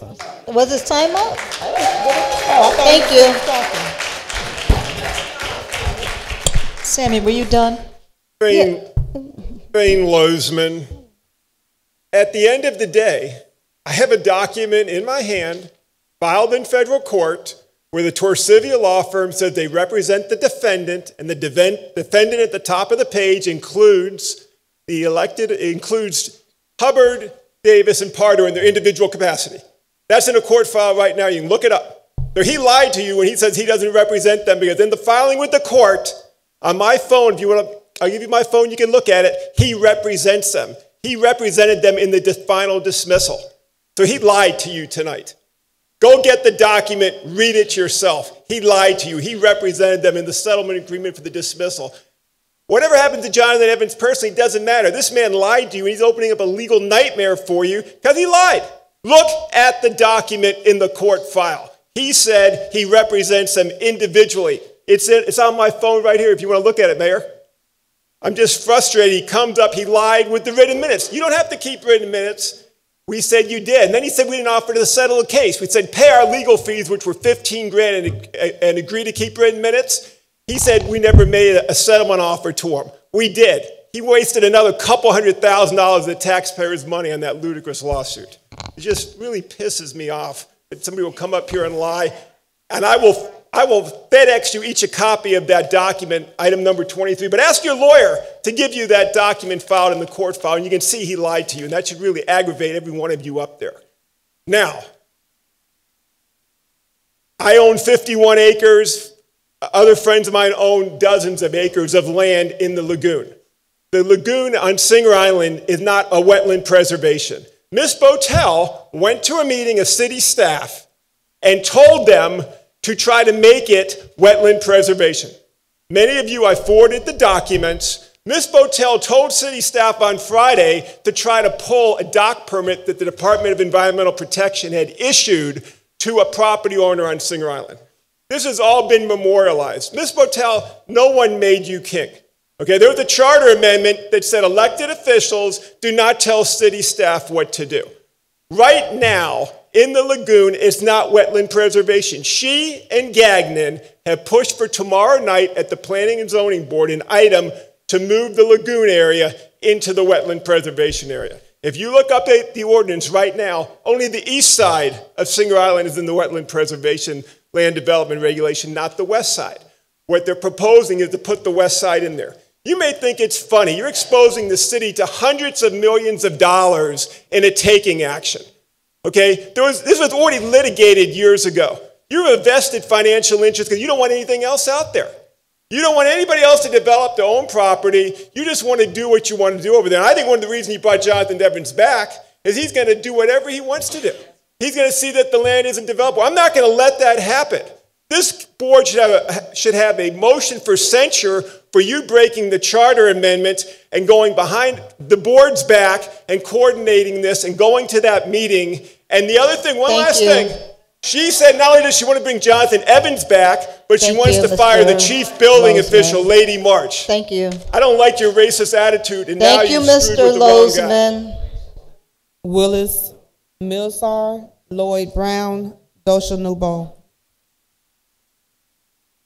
Good evening. Good evening. Willie Millsap, 562 West 6th Street. You know, I've listened at everybody give their opinion about Jonathan Evans. I didn't know him personally, but I had an opportunity to see him a couple of times throughout the city.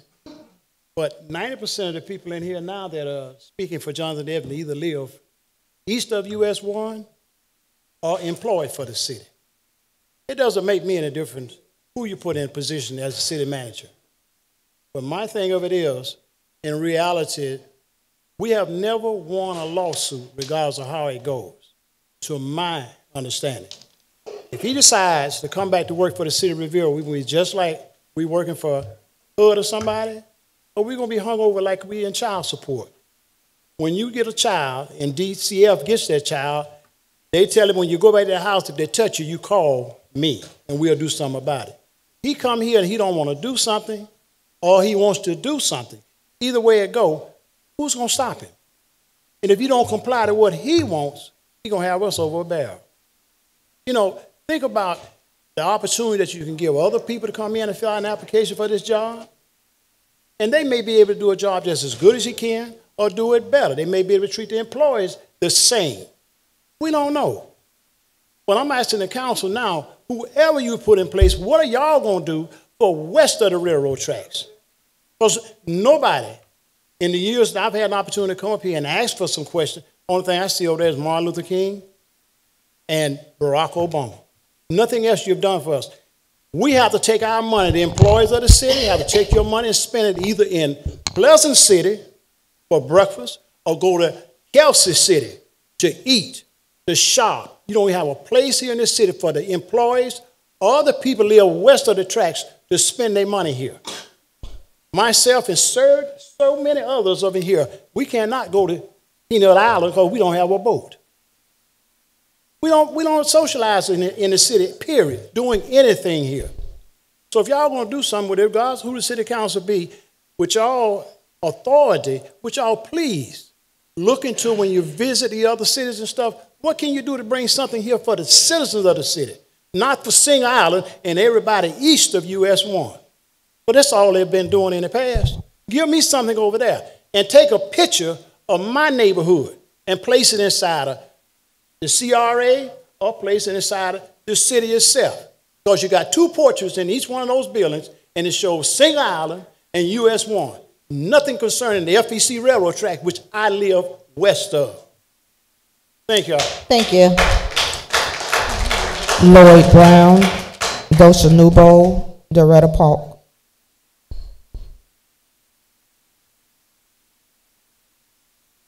How you doing again?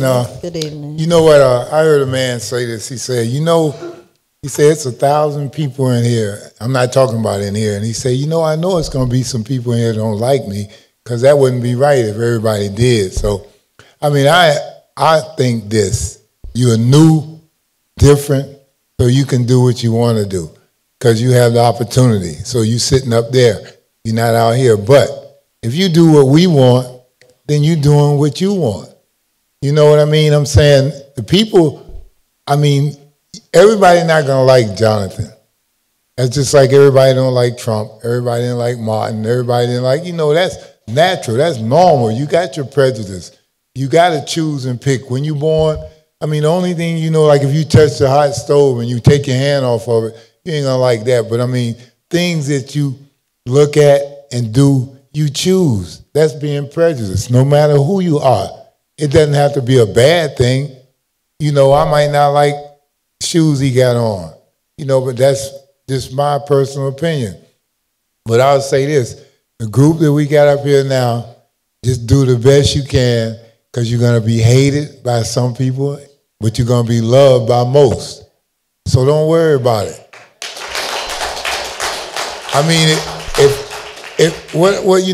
What get me now, I'm not trying to talk about no religious facilities, but I know in these places the congregation has people in there that can do the same things that these facilities are hiring outside help to do.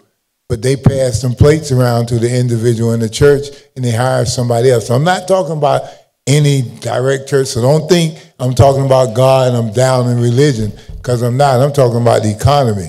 As long as you keep sending your business out of this Riviera Beach instead of these churches and their establishment here, bringing the money back, we're going to become a slum. It doesn't matter what this city does or what the council do. Everybody got to get in on that. All these stores we got around here, they don't like me to talk about it. See, but I think I might be able to make a decision, y'all. All these stores around here, they got a store over here that says you can't come in the store, a woman. You have to leave your purse outside. You can't bring it in the store. And if you bring it in the store, you have to leave it with the counter, but they're not responsible for it. And I'll tell you the store. Well, we call it the stank store. I don't know what y'all might want to call it. But if brothers out there, y'all looking at me and you still going to that store, you know something wrong up there. You either got a head full of rocks or a bag full of rocks. Something rocks, because I wouldn't go there if I can't do like I do when I go in Walmart. If a woman can't walk in a Walmart with her purse, why would she leave it in the car? And it's right in our neighborhood, and these people still sit over there every day. Thank you. Dosha Nubo, Doretta Park, Mary Bram.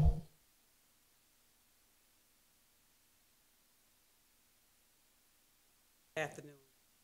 Unfortunately, I had to take my grandson for orientation. I couldn't be here earlier for Suncoast. Got accepted. At any rate, I'm here in reference to Jonathan. I have no qualms with him. I met him. He's a nice PR guy. But as a taxpayer and a citizen, I feel as if we're going back instead of forward. I don't agree with the way he was fired because we should have been given a reason. Or in Florida, it's at will state. You can let him go without cause. But by the same token, he got $190,000. We paid attorney fees He made a statement that you all want to amend, which I think is ludicrous, that he didn't want to work for the city of Riviera Beach anymore. And I think we need to hold him accountable for that document. He needs to go through the hiring process like everybody else since the job is posted. And people send their kids to college. What makes him the guru of the city of Riviera Beach in 6 months? The same thing he did, somebody else could. Now, had he been here 6 years, I would have a different opinion about that. But you have candidates, people struggle and send their kids to college. Other people have just as many accolades as he have.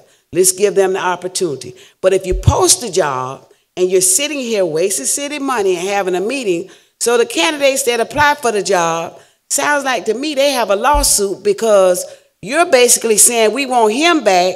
So if he go and apply with 20 other people, you all gonna just take them through an application process, but know that you finna hire Jonathan. And that's not fair.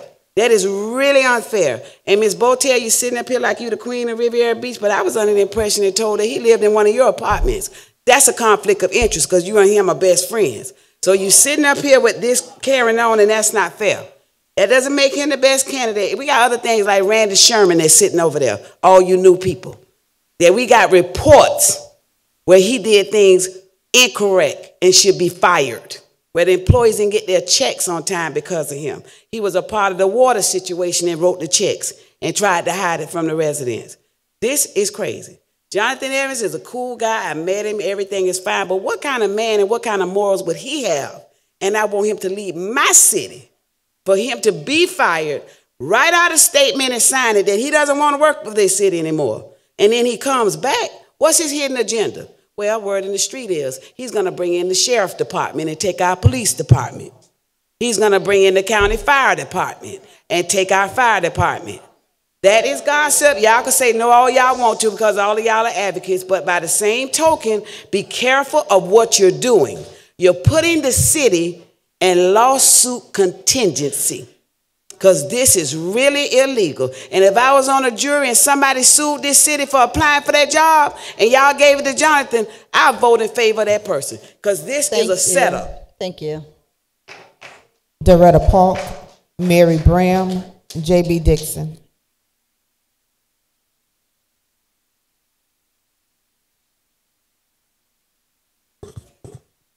Good evening. My evening. name is Doretta Paulk, and I want to congratulate each and every one of you for voting to bring Mr. Jonathan Evans back.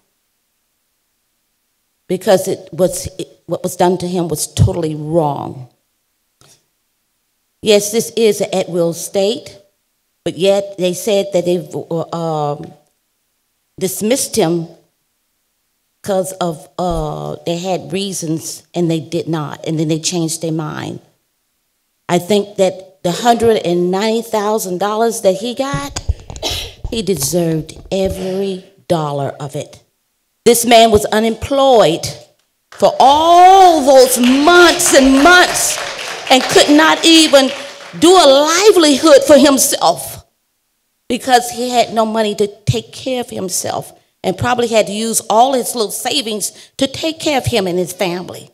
This was wrong, what was done to, and I hope we make it right in the interim when deciding if he decides to come back. We still need a interim city manager, and I would like to make a suggestion of Mrs. Brooks to be put in as a name on the list for consideration for this position until an appointed permanent city manager can be taking care of the city.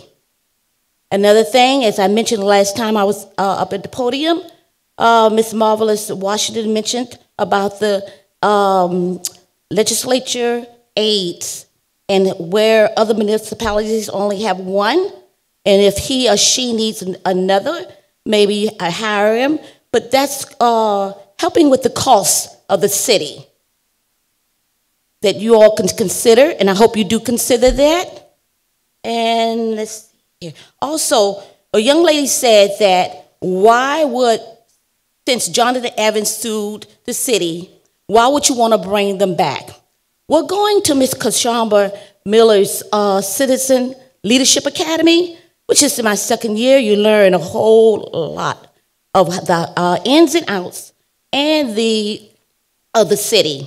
And I learned from the first session, it was the city attorney, Mr. DeGraffenreich. He said to us, he has sued the city twice. And we still brought him back. So when you want to say this or that, look at the whole picture. And yes, he should become back. And I thank you very much. And also, Mr. Attorney, it's illegal if they did not sign the official signatures to the document. Is that legal? Thank you. And just like if I was having a will and I did not sign, is that legal? All right, we'll come back at the end. All righty, I thank you. Mary Bram, J.B. Dixon, Marvelous Washington.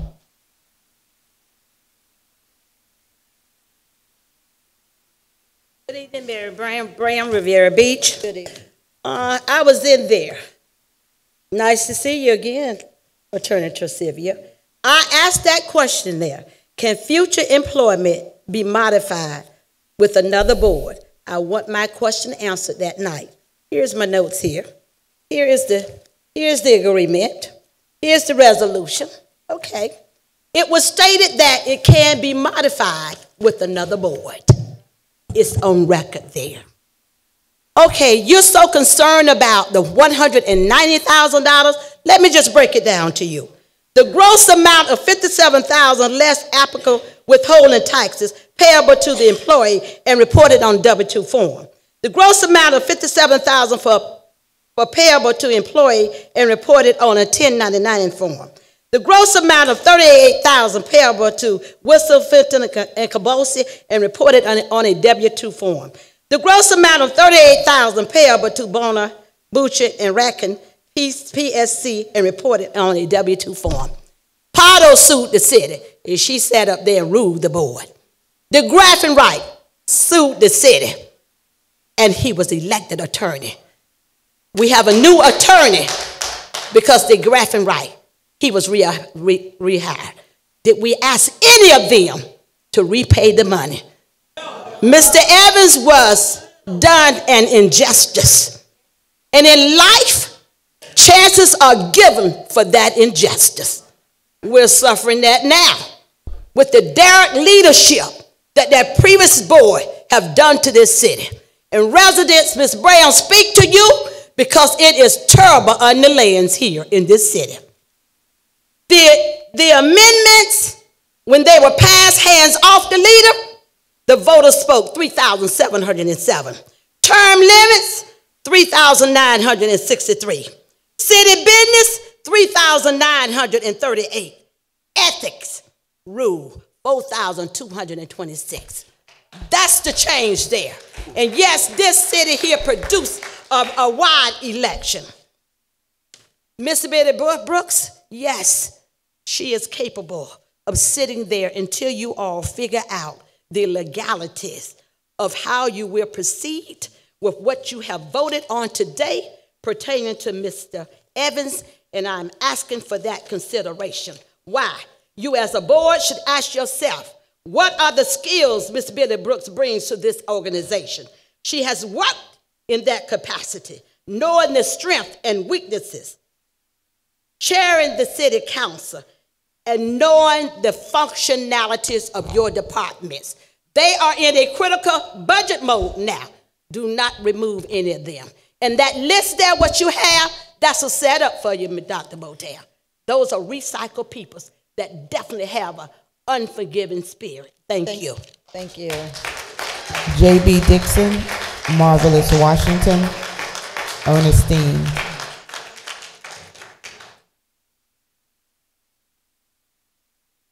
I would like to comment on Councilman Lawson's comments. I'm well State aware your name for that... the record, I'm sorry. State your name. Oh, I'm sorry. J.B. Dixon from Singer Island in Riviera Beach. I'm well aware that there is a small group of dissenters in the community who do not want to see Jonathan Evans brought back. They've made that very clear. You've heard many of those arguments tonight. One of the tactics that I see being put forth, in addition to threats of suing and all this other stuff, is, oh, we really must make sure that we choose the most qualified city manager for our city. There's some sort of delusion going on that there are scores of people lining up, competing for this job, all of whom are tremendously well qualified. I think any of you who have seen the resumes of people who have applied to date in any of the previous advertisements for this will find that that is so very, very far from true. Jonathan Evans was very qualified when he took this job. That's why he was hired. He has not become any less qualified. He has, in fact, become more qualified given what he is doing in Riviera Beach. Meanwhile, if any of you, and I know many of you have been headhunted as an executive, and you were hunted by one of the headhunters and they said, gee, we'd like you to apply to Riviera Beach, and you were a well-qualified candidate, would you say yes? Oh yes, I would like to go to a city in turmoil who fired their last city manager for no reason after 6 months, even though everyone loved him. Oh yes, I would just love to compete for that job. So I think it is a false assumption that we must advertise and repost and re-interview. We have a manager who was our manager and was a good manager and is a qualified manager. And why we have to go to the expense and the time when we could bring that manager back and he could hit the ground running because he knows this city and he knows its problems and he knows what to do day one coming back if he wants to come back. And some people say, why would he want to come back? And I will tell you that too. If I were Jonathan Evans, I would love, having been known nationally as the person who was fired, I would love to come back here, clean up this place. I could go anywhere. Thank you. Marvelous Washington, Ernestine, Madeline Irving. Marvelous Washington. She's not here. All it says is Ernestine.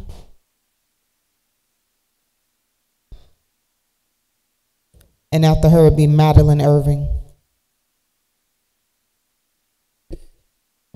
My name is Ernestine Gordon. Good evening. I think this is the best news I have heard. I was waiting for this for years. I mean, this is great news. We are so happy that he's coming back. I keep him in my prayer. But I know you're going to have an intern manager until we get Mr. Evans back. How about us get Ms. Brooks? She's very well qualified. She have had experience. She was on the councilman. And that will save us. And we know what we just pray that Mr. Evans come back. And I want to emphasize that if we want him back, which we do, why should we spend the money to try to advertise when we know what we want? Just give us what we want, and we can save that money.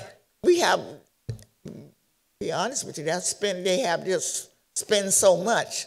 But we want Mr. Evans. That's what we want. Do what the people want. That's why y'all guys up there.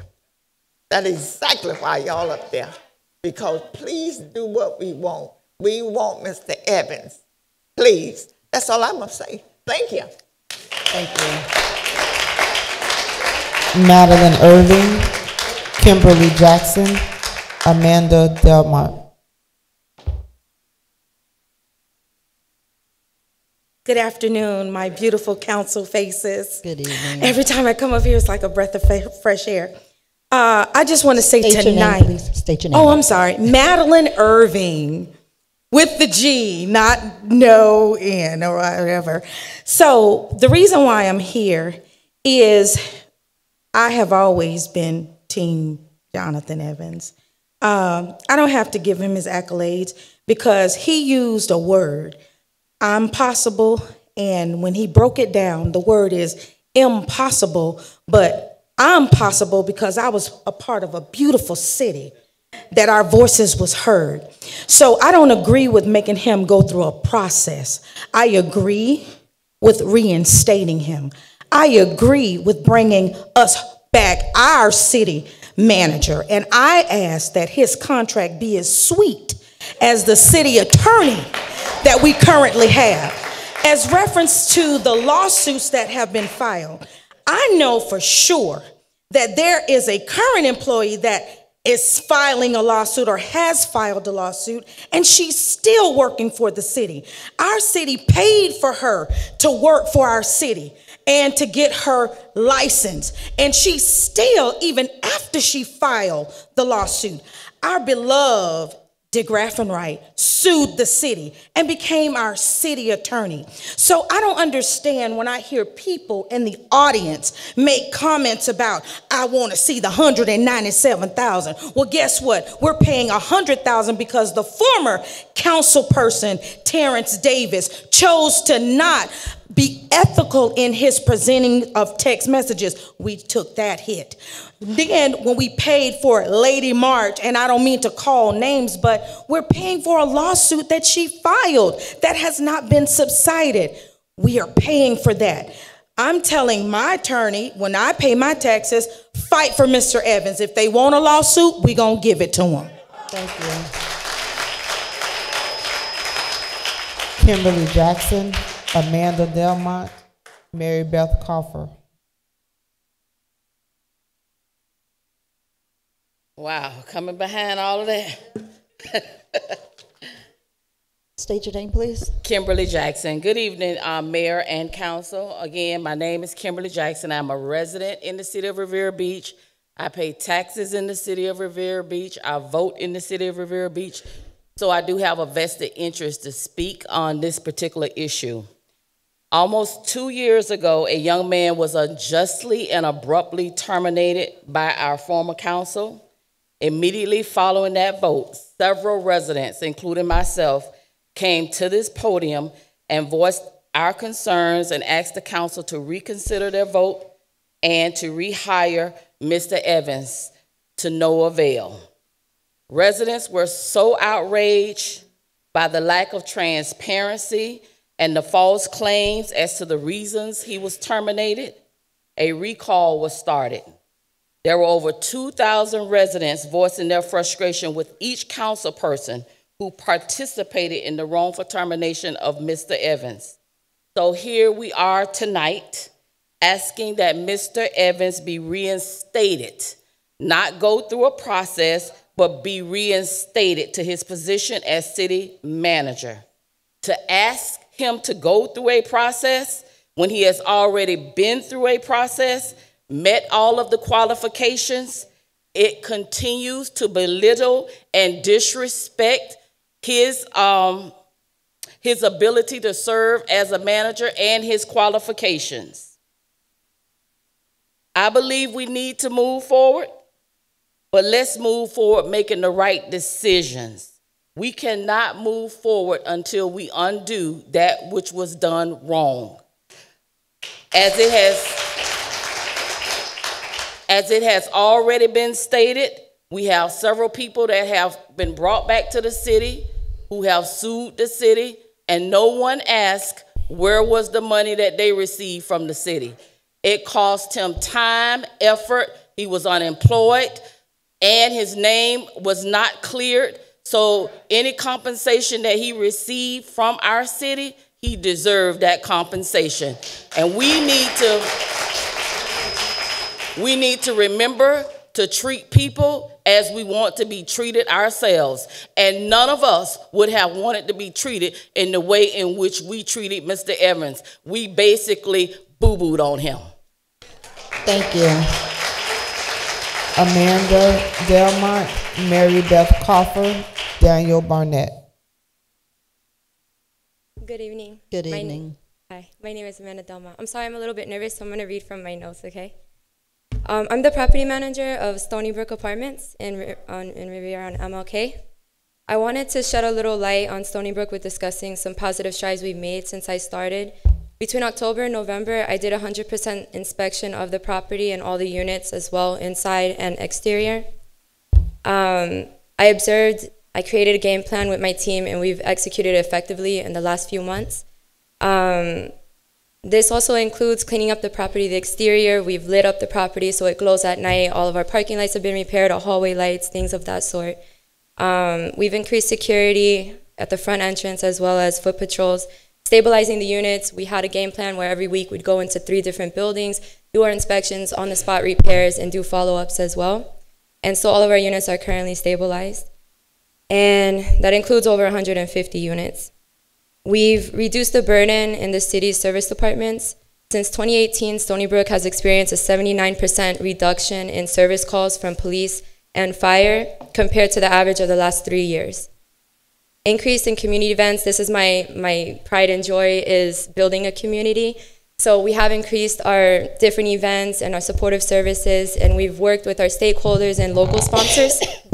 And that would include doing things such as having movie nights, having barbecues, things along that sort, having holiday parties, gift giving, working with all of our local sponsors and doing that, and we really appreciate all the help. We've also been doing parenting classes, financial readiness, cooking classes, after-school programs, all kind of things along those lines. We've accomplished all of this without doing the substantial rehab.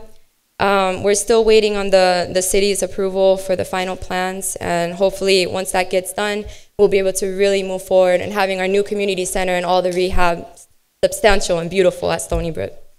We look forward to working with the new city members, the new mayor, and the new city manager. Concerning your discussion about the interim city manager, we have been working with Ms. Billy Brooks. She's been helping us previously as a stakeholder of Stony Brook for months now. From my conversation with her, I could see she is an honest person and integrity and dedicated to the city of Riviera. And that's somebody I can relate to, with an honest person that we can have that's on board with us. I'm grateful to be part of Stony Brook's story, and I look forward to working with this new city manager on the substantial rehab of Stony Brook with all of you guys' support. Thank you. Mary Beth Coffer, Daniel Barnett, Carrie Lynn.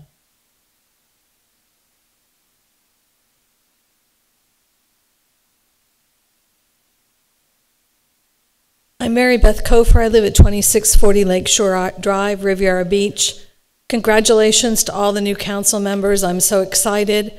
I'm so excited by the vote that you took tonight. I think this is a wonderful thing. I think the city team has been without leadership for many, many months. We've had an ineffective acting city manager. And so I'm so excited that you would bring someone back, or someone more qualified, if that person exists, to lead that team forward. There is much to be done. There's so many interims in the departments. Those people really need to be looked to see if they're the best qualified for those jobs, and if they're not, they need to be helped to find another job. That includes the city attorney. I'm not sure why she's not here tonight, but I have grave concerns about the city attorney's department, as well as the development department. I wish you all the best of luck. I'm here to support you in any way I can. And good luck, and you've done the right thing.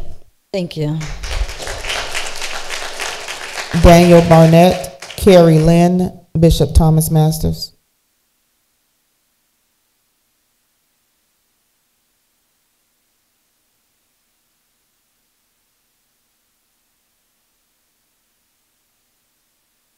Good evening. I am Carrie Lynn. I'm a resident of the city. I've been in and out of the city. I've followed all of the debacle that the city has been going through. I'm elated, ecstatic. The thing I come to the table for, or to the podium to state, it's frustrating when the city is not moving forward based on the youth department. When I mean youth, you have young individuals leaving, going to college, coming back, and can't get a job on the port. My degree is in shipping and exports, and we as a city, you talk about a major port, yet you're not helping young people in the city understand how to get a job that pays $75,000 a year. We talk about how the divide between the East and the West, it's not about a divide if you unite. And what I mean by unite, you come here, but you won't go to Singer Island. Singer Island is a part of Riviera Beach, and until you understand that, you'll continue to do exactly what you're doing, that's dividing. The divide should have ceased a long time ago. These same buildings that are still up in existence right now with mold in them over 20 years ago should have been towed down. Some of the things that y'all are clapping about, you should stop and understand what you're really clapping about. The job has not begun. The job has not begun because you don't realize what's ahead. And what I mean by what's ahead, prepare your youth to be successors of the city. When I was younger, you had Herman McCray coming in here and would fight and would go to jail. Now we have people that are laying over in the city and allowing the city to become what it is. Hopefully you understand the weight and the measure that's on this city. Do not take it light, because what's happening is you're not the only one looking at Riviera Beach. Everyone is looking at Riviera Beach. You got a scope on you. And if you don't realize what the scope does to you, it changes you, good or bad. So I say to each of you, your decisions you make, you're accountable. Your decisions you make, don't make the wrong decisions and don't go sleeping in the wrong bed. What I mean by that, don't make promises you can't keep. You got voted for a reason, respect the reason you got voted for. If not, remove yourself, step away. Step away, be honorable to step away than to go to jail. That's all I say. Thank you. Is Mr. Daniel Barnett here? Who? What was the name again? Daniel Barnett. Who's next? Bishop Thomas Masters. That's our last card. Okay.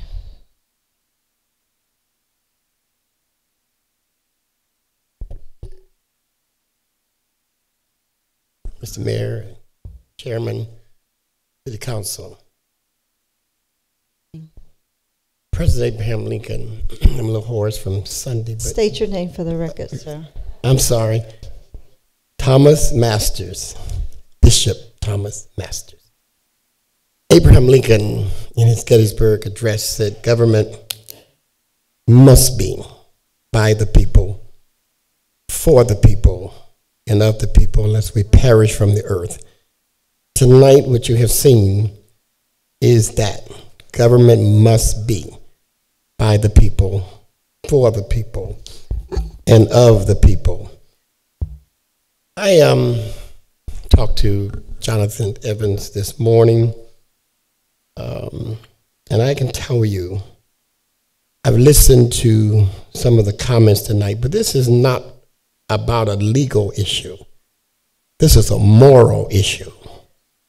I have said from day one that this was an innocent man that was treated unjustly. It was an unjust firing of an innocent man. A couple of Sundays from now, I'll be celebrating Resurrection Day, some call it Easter. And I've been thinking about Jonathan Evans in light of the Easter and the resurrection and the crucifixion. Certainly he's not even close to Jesus. None of us are. But he was crucified. He was crucified by a council ungodly and unjustly. And there was a woman, and I thought about the women that were involved in the crucifixion of Jonathan Evans. But there was a woman that told someone, this is an innocent man, don't have anything to do with the crucifixion. He's innocent. 2 women crucified him, but 3 women tonight resurrected Jonathan Evans, gave him justice back. This story of what happened to Jonathan Evans, people say all kinds of things. Trumped up charges, lies. I don't know anyone who's been lied on more than Jonathan Evans, and he's never had his day in court. They said that he was going to privatize government. I never heard him say that. They said he was going to bring back the sheriff department. He never said that to me. I talked to him every day, 2 or 3 times a day when I was mayor. Said he was going to bring the county sheriff back. I never heard that. But let me tell you how unjust he was treated. That man spent 100 hours during the hurricane in the city hall and never left the building. We left one time, and that was to go rescue people at Stony Brook. 100 hours. And then on the night that he was fired, Madam Chair, he presented an impeccable budget that was nationally acclaimed. After presenting the budget and the council accepting by a 5-0 vote, they fired him. 2 people, 2 women fired him, but 3 women resurrected him. Thank you. Thank you.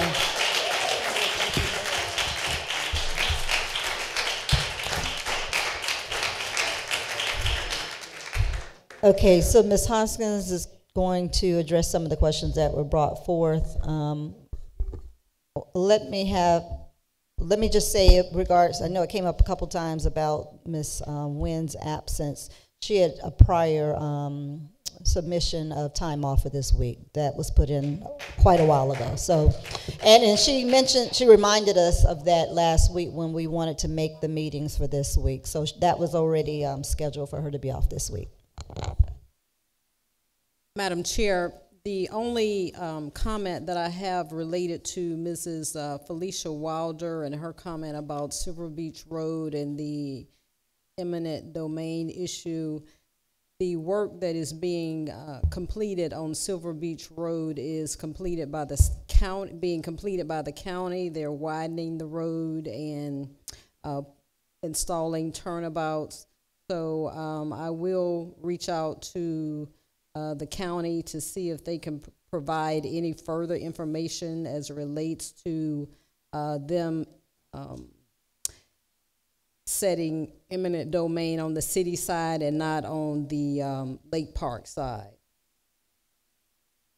I think that's all I have at this time. Yeah, the rest of the comments were about the city manager. Mr.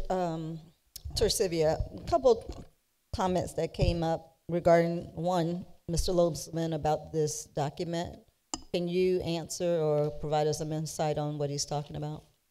Sure. The mediation, excuse me, I think there was no representation of the 3 individuals. Once the case was settled and the council wanted to approve it, there had to be a joint stipulation filed with the court.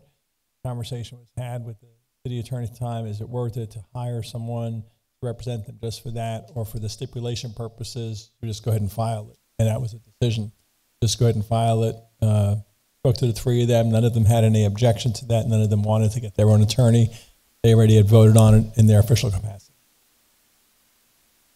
Okay, and one of the comments from Ms. Larson regarding the resolution that was passed for Mr. Evans that night. And I think Mr.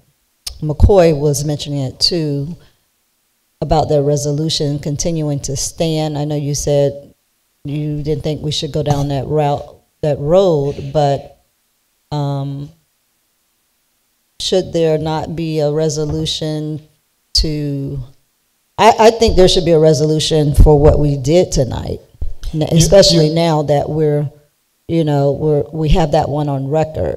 And I knew you wanted to move forward quickly tonight. Right. And so your motion is active. You could have a resolution at your Come next back, meeting that right? simply says the same thing Right. as this motion. Right. Again, I wouldn't want to rescind the previous one because the previous one did the settlement agreement and the release. The release is important to those individuals. That would give them a claim if you were to void the release. But we do need to do one to reflect what was done tonight.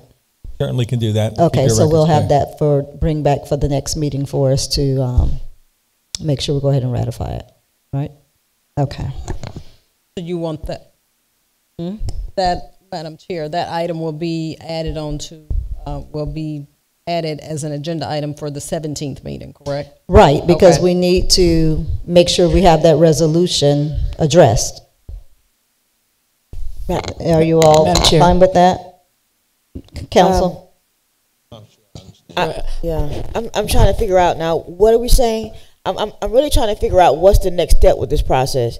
If we made a motion tonight, it was seconded, it was approved, that comes out of the contract. We, on the 17th, we come with the resolution to ratify that? That's what it sounds like, that the chair would like a resolution so that your records, I guess, from a Memorializing record-keeping it. standpoint. Memorialize. And if I could follow up on that question, am I taking it that you would like the staff to go ahead, Ms. Busby, myself, to send Mr. Evans a proposed amendment so he can sign it before the 17th, or do you want to wait till you actually see it on the 17th? No, go ahead. Go ahead. Is that, I think that's what everyone wanted, for it to go ahead and move forward. Are we, everybody on board with that, Mr. McCoy and Mr. Lawson? What we voted on earlier, and that was what he stated for us to go, to just do it separately. That's why he had Dr. Botel to separate it, for them to go ahead and get the settlement amendment to Mr. Evans. Madam Chair? Yes. I have a question.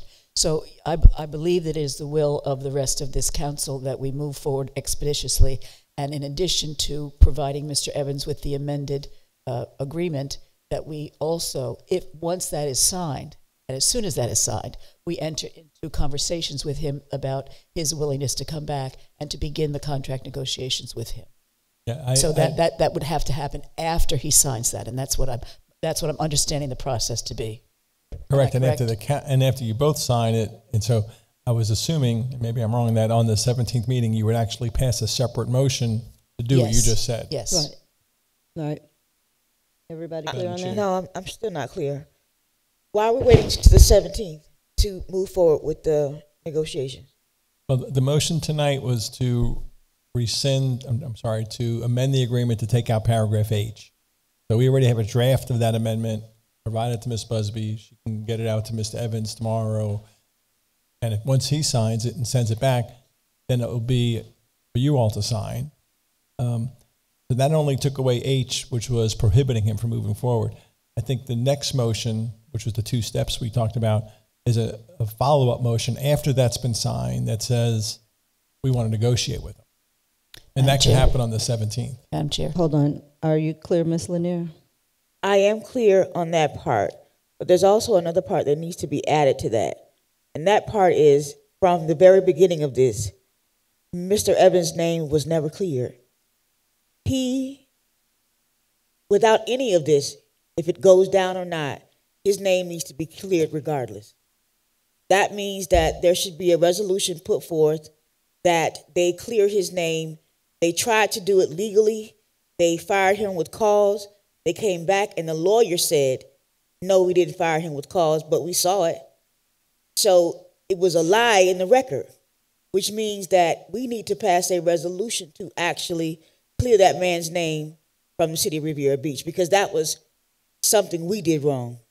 If I could,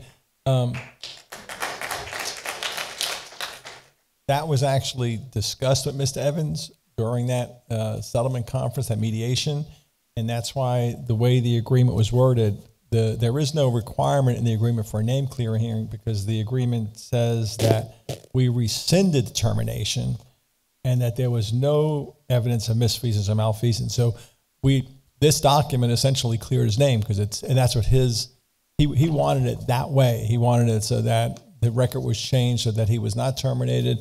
I understand that. So if you want to do it, you're still allowed to do it. Yes. I want to propose so that the city itself makes amends for that. Not in a contract, not what a lawyer says, but the city itself makes amends for that mistake, for how he was treated.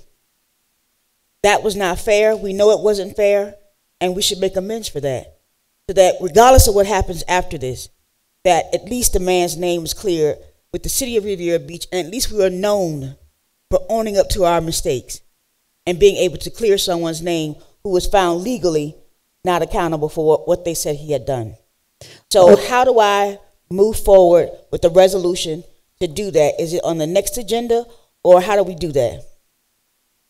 You could either do it on the next agenda, or since you're probably going to authorize negotiations with him at the next meeting, maybe that's a conversation with him. He may not want that anymore because of this. I mean, he may not. So this is not for him. This is for the city of Riviera Beach. Understood. And you could do that. You could move forward with that. And generally what a name clearing hearing is, the person comes before you and says things that clears his name. And I don't know whether he's going to want to go through that process. He might not. That's my only suggestion, that you might want to talk to the man before you do that, because maybe he wants to move beyond that. So can I make a suggestion? We have a meeting next week. We can put that on, have them work on a resolution. Basically what you're asking for us to do is just to provide some sort of apology, if you will, or just acknowledgement. I just want the record to show for prosperity, for however long the city is going to be in existence, that we made a mistake that night, and we have to own up to that. So for however that needs to be done to be able to clear us of our mistake. So Ms. Hoskins is asking, can that go in that same resolution that we're going to bring back, or do we need to make another motion to have that done? I think a separate resolution would be cleaner. There's two separate resolutions. Okay, so you need for us to for her to make a motion for that. Okay, Ms. Lanier? They need a motion for that. Point of Go ahead. I still got, I think we were going down the line, Madam Chair. I wanted to just respond to what we're doing now, because I don't really understand. Okay. Is it not working? Tap it. Yes. I believe I heard Mr. Tresivius say that because the mayor in his official capacity didn't sign a resolution, didn't make it it wasn't unenforceable because he didn't sign. So if that's true, then what's prohibiting us from starting the conversation about negotiations here today? Because a signature is not binding. So, I mean, we're going to wait till the 17th to get a formal item placed on the agenda just so we can sign it? No, it's that Mr. Evans has to sign it as well. And if you want to sign the proposed amendment tonight, I could pass a draft out and you can look at it. And if you're happy with it, you can authorize the chair to sign it right now. And Mr. Evans can have a signed one first. And then if he signs it tomorrow, then that provision is gone. Right, but Mr. Tusivi, I'm just speaking of, let's just agreement aside. The motion, I believe, was to remove the provisions out of the agreement.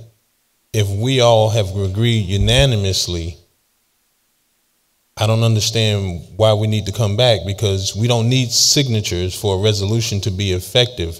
We've already satisfied that we're unanimously supporting that provision is removed from the contract. Let's move on to the next item. We can sign it at any point. Am I right?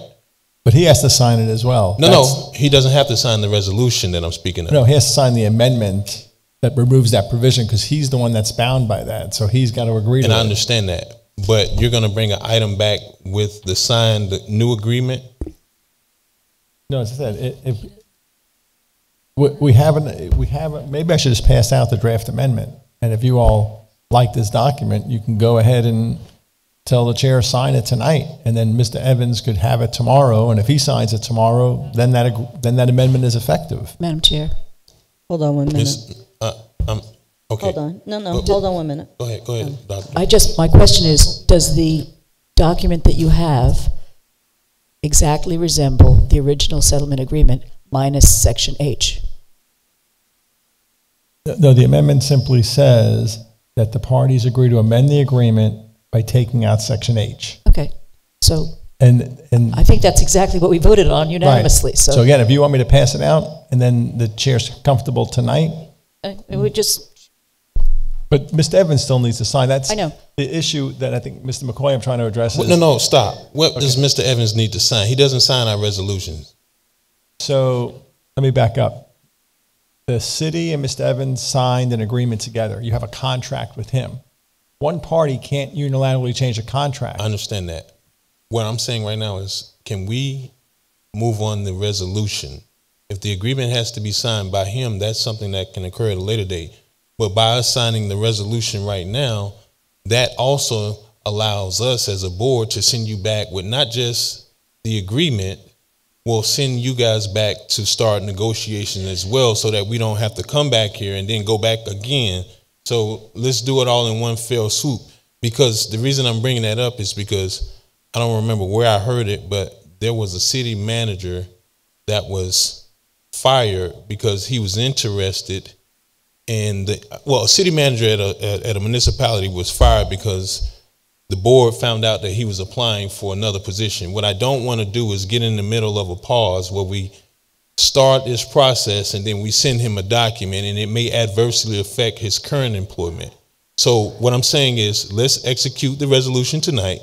And then if a member of this board so chooses to also put a motion on the floor to direct staff to enter into negotiation with Mr. Evans, then tomorrow staff and the attorney can send both the agreement that's been amended and the directive to begin negotiation with Mr. Evans, so that way there's no opportunity for it to adversely affect him in his current job.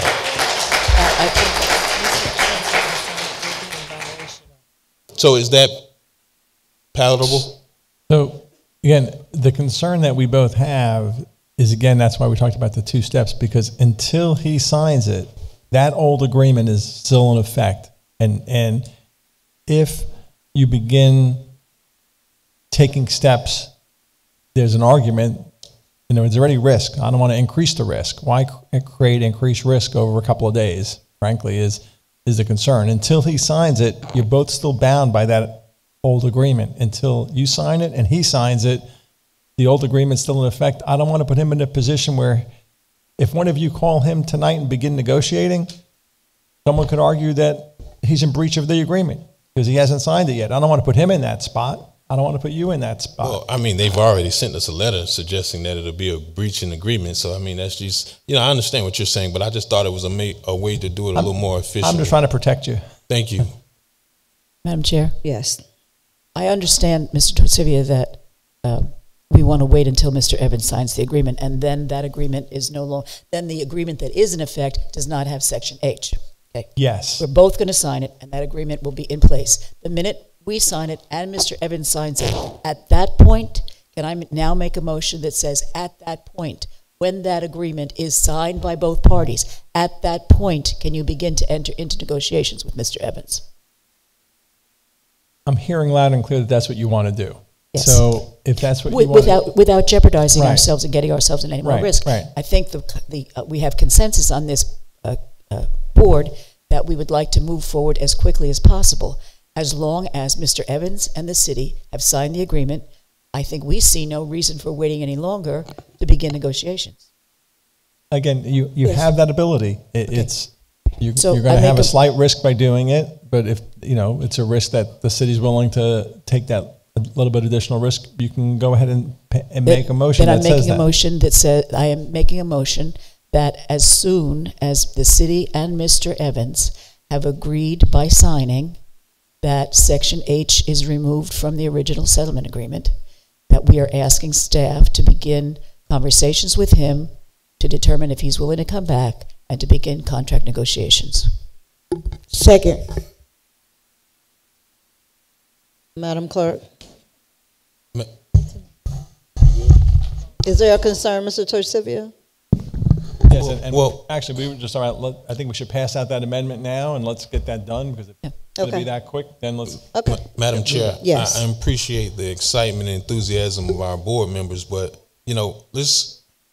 from a parliamentary standpoint, you just don't throw a motion on the floor, because while you're talking about a motion, you got members that still haven't commented. So I don't want to, preclude them from having dialogue, especially the mayor, because I was really not understanding how this was going to work.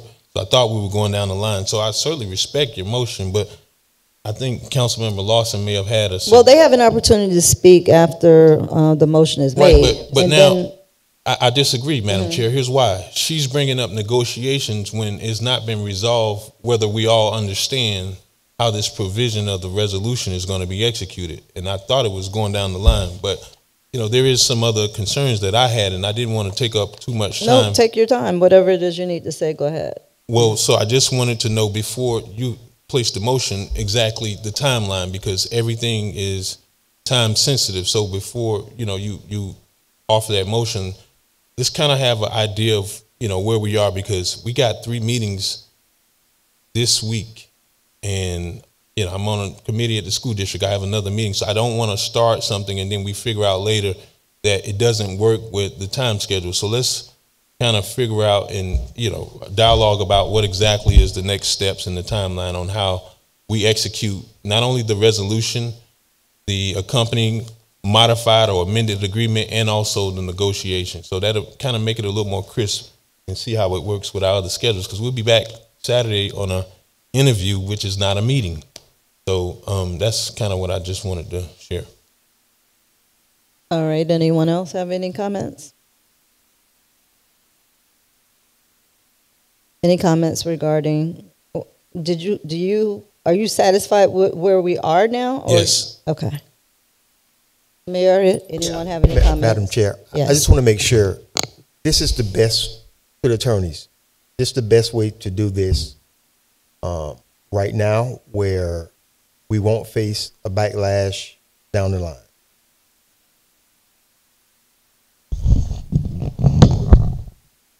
I almost had the best or safer way to do it is to get this. Sorry. The safest way to do it is to sign the amendment that we're passing down that you already approved, let Mr. Evans sign it, and then after that, make this motion. But if you want to make this motion now, you recognize that you're slightly increasing the risk, you can do that. There's nothing illegal about any of this. It's just a question of degree of risk. And my colleagues, are that what we want to do tonight? Madam Chair? Go ahead. I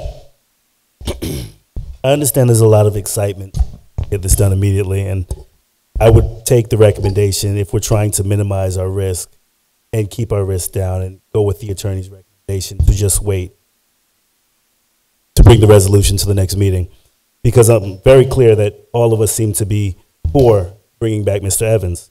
I just want it to be done fairly. And if there's going to be a risk, and we're going to allow for a risk, then why are we putting ourselves and the city into this position? Mr. Evans. Hold on. Mr. Evans currently has a job. There's no guarantee we'll be able to negotiate a contract with Mr. Evans. We need to do the right process for the city. For that process, if there's going to be a risk, what I would recommend is going with our attorney's recommendation versus what we see fit.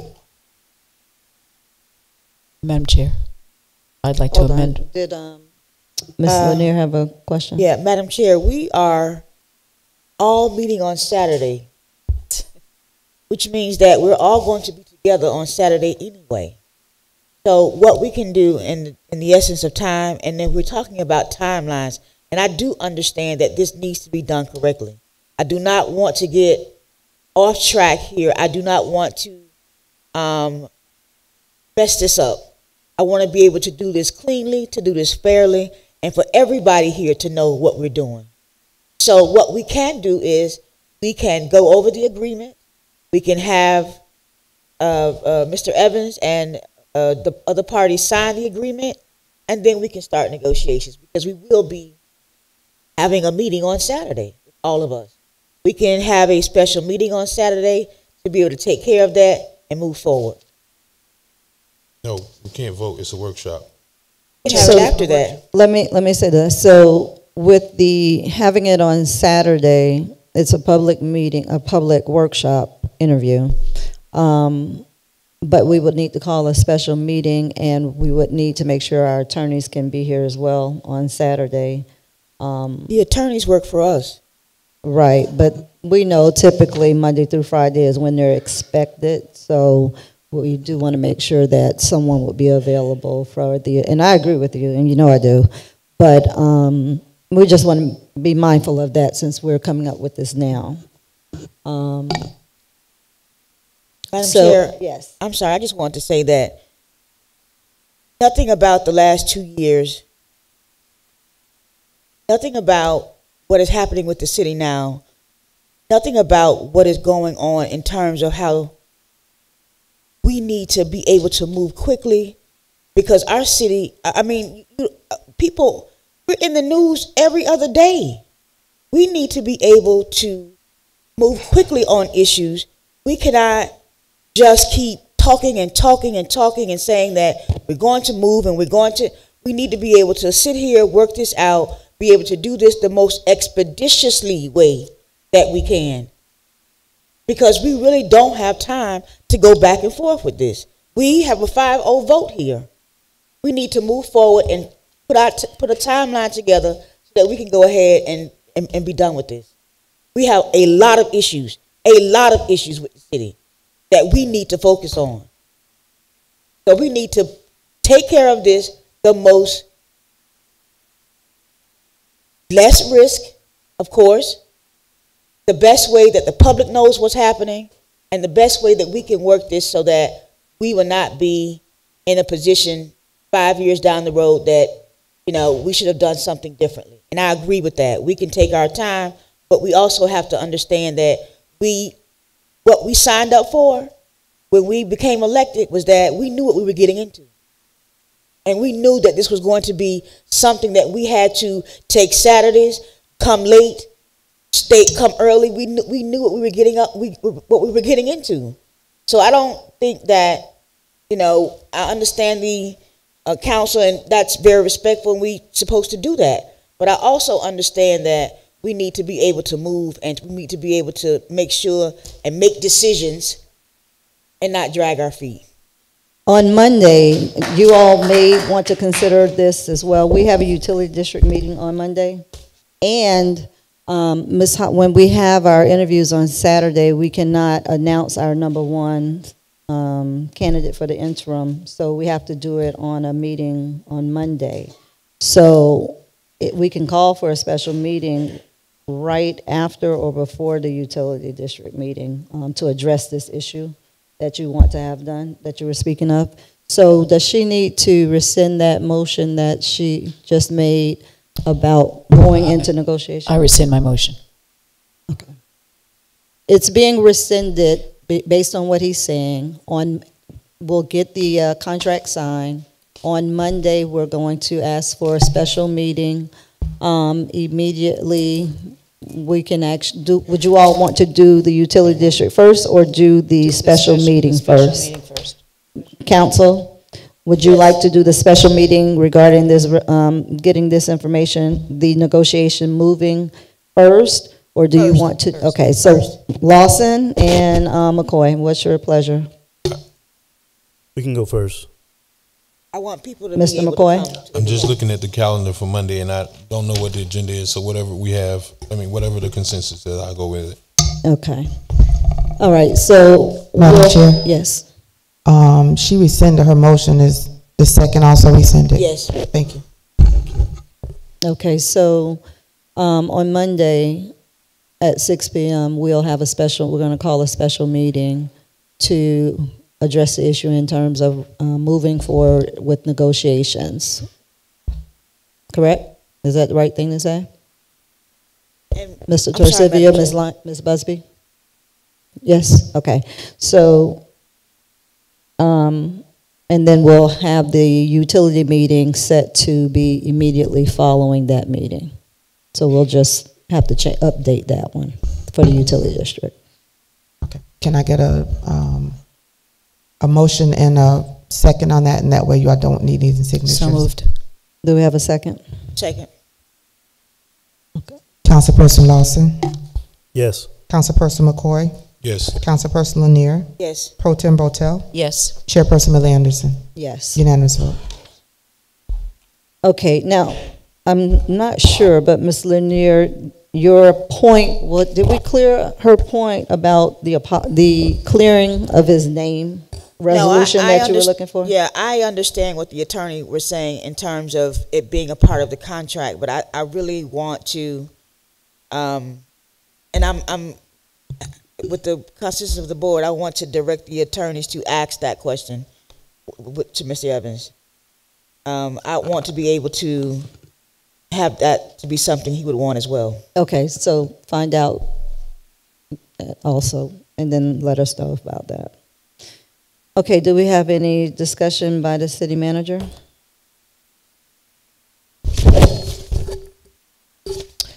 Madam Chair, tonight you wanted to get an update on the interim city manager yes. positions, and Ms. Eureka Irvin is here to talk about the interim city manager process. Yes.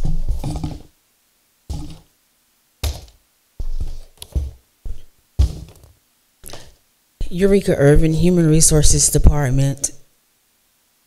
I want to provide you an update on the applications that we have that have been received thus far in the HR department.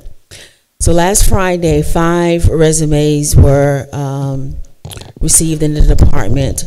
From that 5, 3 applicants are remaining and said that they are available should they be selected for interviews on Saturday. Today, the HR department received 11 additional applicants from the posting on the city's website, as well as the advertisement in the Florida League of Cities. You all have been forwarded all of the application as of 5:30 p.m. today.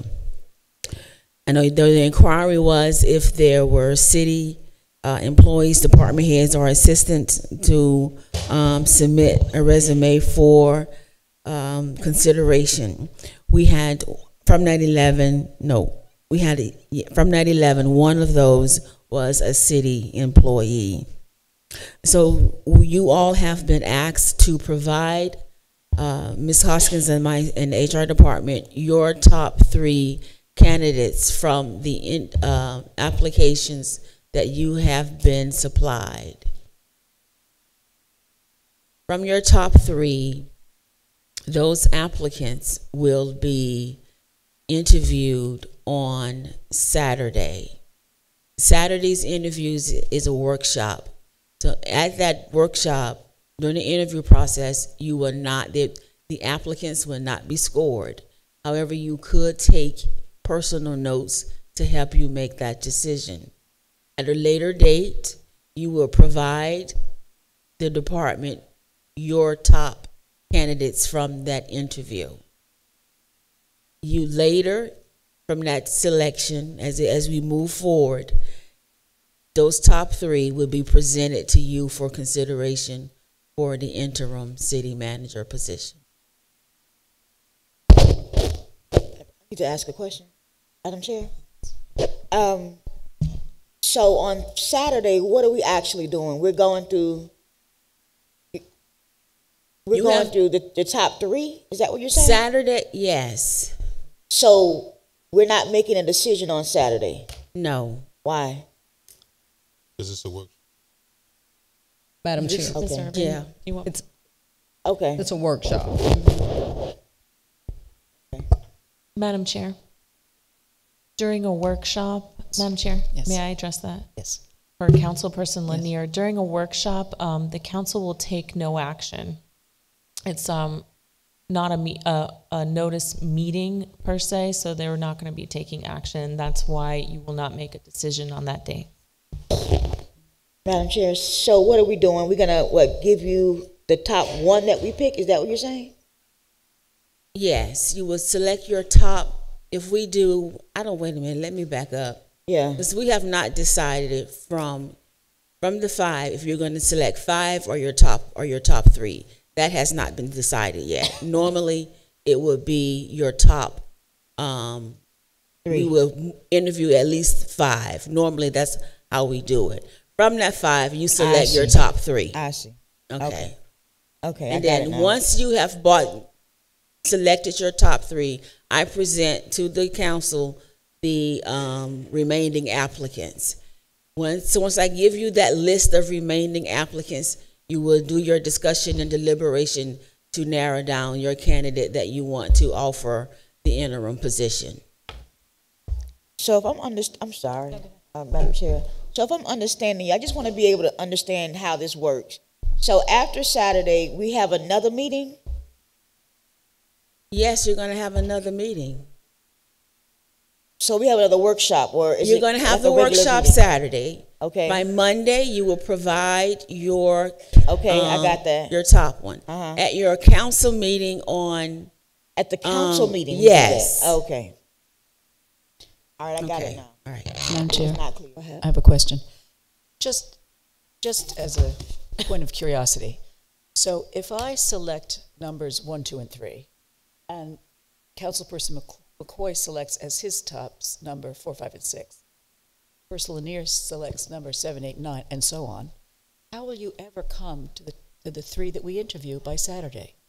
If that is the situation, we will ask you to select again. That's why I'm sorry, Madam Chair. Go ahead. That's why I was asking for some type of scoring or evaluative measure so that you can compare the scores from us and come up with the top 3 from those scores. And you're saying that there is no need for a scoring sheet, but given this scenario, you would need something instead of us, because I'm asking about meetings because we're going to come to a next meeting. And then if that doesn't work out, we're going to come to a next meeting. In most cases, you will have, after the interviews, you will have a consensus of who your top applicants are. How do you know that? You will be there judging the applicants. You will be there hearing and seeing the applicants. It is very rarely would you have a wide spectrum of a lone candidate, where everybody have 1, 2, and 3, and 4, 5, and 6, and 7, 8, and 9. That's not the most of the time. That is not the case. But if you want us to provide scores, if you want to score, if you're comfortable writing scores or keeping scores, that would be the direction that we would go. Madam Chair. Go ahead. I think for the sake of time, because Ms. Hobson's going to be out on the 18th, I think the score system is the best. That way you pick the top 3 scores, so just in case we don't run into that 1, 2, 3, 4, 5, 6, and then we have to come back to the Madam table. Chair, I devised a matrix for myself that has things like whether or not the person has city manager experience, whether or not the person has an MBA or an MPA, which is a management of public administration. I also included the years of service in administration. And then I included a column for other characteristics that would be unique perhaps to that individual so that we could consider those if there are strengths that are not considered in the thing. What I would really like to see would be HR assigning a weight to those things. Like, is it more important to us to have a person with city manager experience or with an MPA? What are the important things that we're looking for? Or do those other characteristics that I mentioned have a unique scoring of their own? And then you would have, at the end of the day, you'd have scores from us. You could say, okay, well, at least that would give you something to look at other than just 1, 2, and 3. You will have to tell me how to weight the options there. Doesn't HR usually do that? Yes, we do that, but I need to know what is important to you, because I can't just arbitrarily go and make that decision for you. Okay, I hear what everyone is saying, and I definitely agree. But I will ask that we have a meeting. What is today? Wednesday, right? Okay, so Saturday we come for the interview. I just want to take you back to when Mr. Evans was hired, or when he interviewed. We did a scoring sheet. And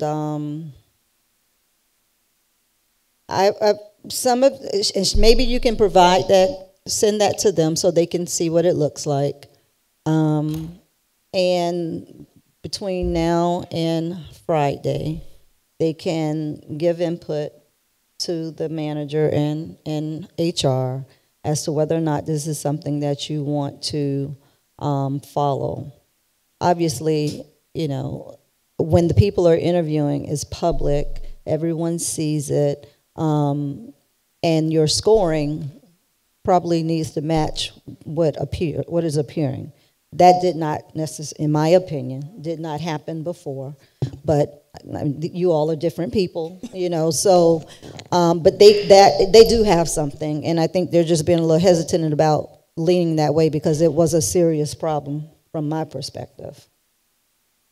Madam Chair, members, and I echo the same sentiments. I don't want to grade anybody.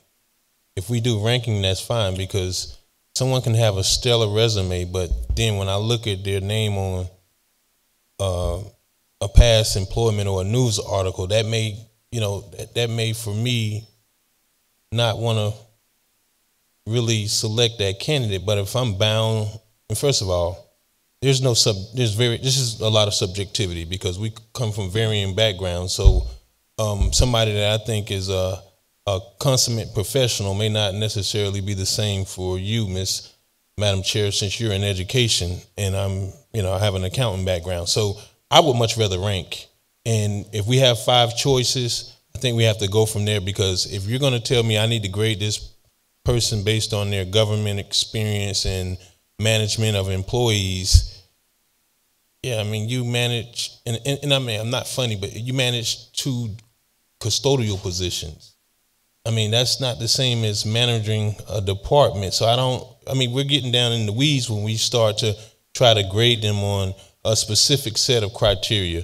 I think ranking is, better, but I don't want an applicant to leave from this process. And now we've created a public record that City Council didn't think that this person was strong in this area. And not only that, members, I think it was 5 minutes ago, we didn't have a ranking process or a scoring process for Mr. Evans. We just selected him. So if you rank your candidate, I think that's a safer bet than to subject us in our scoring to try to be judgmental of someone's ability. And I want to get it done in the most expeditious process, but I don't want anybody to be mad at me if I didn't give them the grade that they believe is what their strong point is. So if we do, and I understand that there could be an anomaly where nobody has something in common, but 5 voting members, I'm sorry, Mayor, you don't get to vote. But if we got 5 scores and we have 5 candidates to choose from, there's going to be some commonality at some point. Just statistically,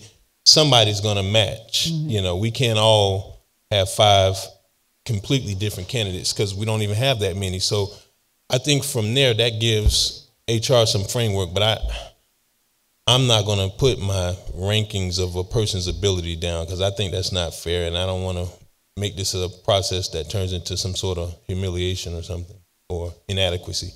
And I think once we start having the conversations, we can kind of, come to a consensus or be able to debate and meet some middle ground on a candidate or 2 and narrow it down just through conversation. And all of those points that you addressed, we can then say, I feel like this person was stronger in this area, or however you want to have the conversation to narrow it down to where we want to go. All right? Okay? Madam Chair? Yes. How many interviews are we going to be doing on Saturday? How many people are we interviewing on Saturday? Okay, you have been asked to select your top 3. So there'll be a minimum of 3 candidates.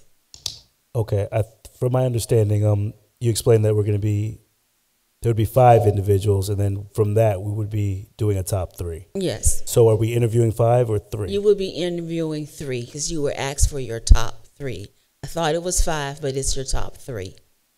Okay, so we're interviewing just our top 3 on Saturday. So today we have to issue to Ms. Hoskins our top 3 people from the 11 resumes that we received today. Yes. And the 5 that we received last week. Okay. Yes. Okay. Anything else?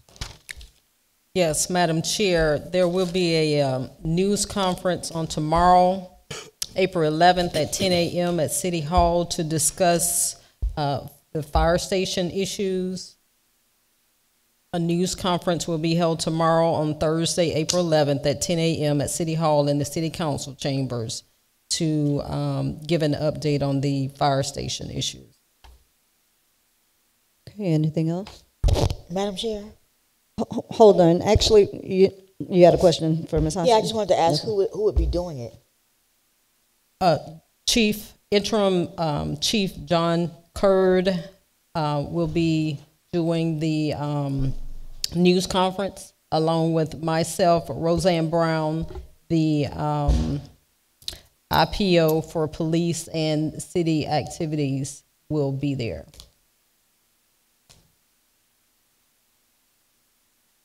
Do you have anything else? That's all I have. All right. Discussion by City Attorney.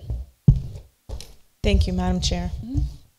Well, first, excuse me for not initially informing the citizens, and thank you for clarifying that Ms. Nguyen is not available tonight physically because she is on earned time off.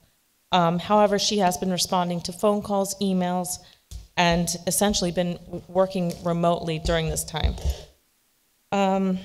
Also, I wanted to bring to your attention that with respect to the interim city manager contract, this council requested at Monday's special meeting that our office provide a draft contract for the potential candidate who will, be chosen after the interview.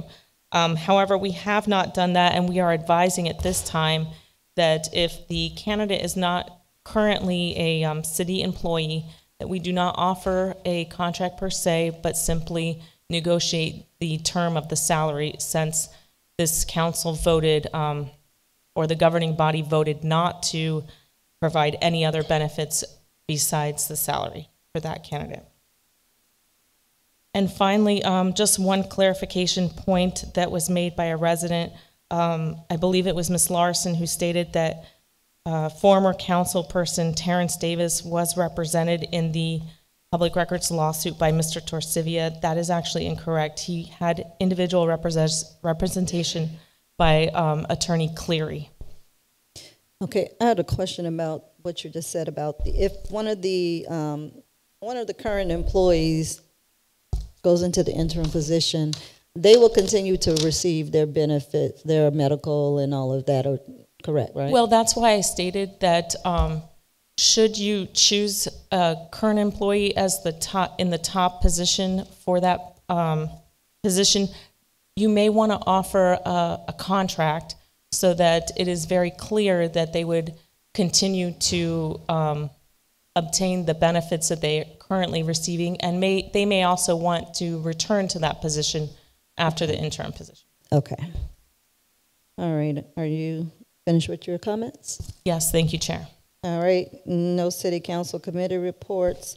Statements by the mayor and city council. We'll start with Mr. Lawson and work our way down. Thank you, Madam Chair. Just want to state that I'm very proud that we've made this decision to move forward. We're showing that we have progress now, and we just want to continue to go do it the right way and continue to progress in the right direction. So as a council, as a city, and as a unified front, we want to just keep doing the right thing. After we have this settlement signed and come back to the board, we'll make the next steps as necessary to move our city in the right direction. Saturday we have interviews, so we're all very excited to move forward with the direction of the city. So, city, thank you guys for coming out tonight. We want to keep pushing, and we're pushing in the right direction. Ms. Lanier? I concur with Councilman Lawson. The fact that we are making some motion towards getting some stability with the city, I am hopeful that we can move this process, and hopeful that the people that we put in these positions can continue to move us forward. But also, I just want to thank the citizens of Riviera Beach for coming out in the audience, voicing their opinions. And I think that the only way that this is going to work is if the citizens of this city are involved in the process. Thank you. Mr. McCoy? Thank you, Madam Chair. A few things, I think about 3 or 4. First, I did send an email while we're here at the meeting to the city manager regarding members of this council being appointed to outside boards, and I wanted to express publicly my interest in, and I think there's several, certainly Palm Beach Northern Chamber of Commerce, not just because I'm a member of this board, but ironically my business is in the Northern Chamber of Commerce, and I certainly have built some relationships with the chamber over the years, so I would ask for your support, and it's my understanding from the city manager that that is likely to be presented at the next agenda. So I certainly express interest, but if whatever the pleasure of the board, but certainly there are some board appointments that's going to be coming up, and that's one I'm interested in. Secondly, I've been forwarded an announcement to make regarding Inner City Youth Golfers Incorporated, the Golf Skill Development and Education Camp that's going to be occurring this Saturday, April 13th at Wells Recreation Center this Saturday at 8:30 a.m. until, I believe it starts at 8:30 a.m. And I have a phone number if information is needed. That number is 561-844-8774. My next thing I want to bring up is I really appreciate what we just got done here, but I'm kind of trying to figure out both sides of it because I heard Councilwoman Lanier say it very passionately that we need management in this city. And I was sitting here thinking the sense of urgency that was just laid out is not consistent to what I heard on April the 3rd. And I don't know if you guys had the opportunity, but I think I've already put in 40 hours in a week in just getting elected and going to the various departments. And what I've seen that there is definitely a need for a CIO. And just like we want to bring Mr. Evans in, we can't wait on the CIO. And I don't want to overburden every single department because it's always a hurry up and wait. So just in that same fashion, this gentleman was well qualified, and I didn't think that it was very clear on what our role was. So let me kind of just remind, we don't decide who gets selected for internal positions. Our role was merely to vote on approving a salary that was above the city manager's authority. We have to move forward in selecting great candidates, and this is one that when I read his resume, I thought it was very great. And I didn't look at anybody else. You know why? Because that's not our role, members. And it was suggested that we should look at other people. We shouldn't. If we want to have the best city, let's vote for it. Now, on that note, I was a little confused as to what the direction was. And I think our city clerk clarified it in the email. The motion was that we were going to postpone the CIO position to a later date.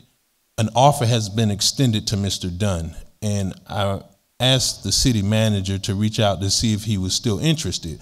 Now, that motion was very vague, so postponed to a later date could mean tomorrow, it could mean next month or next year. So with that, I asked the city manager to put that item back on the agenda for Wednesday if Mr. Dunn is still interested. But as it stands right now, I just don't see how we can rush to hire a city manager, but we don't think our infrastructure from our IT perspective is not a sense of urgency when that powers our police department and our fire department. So please, members, that will be back on the next agenda, and I would ask for you guys to support it because I definitely would be supporting it.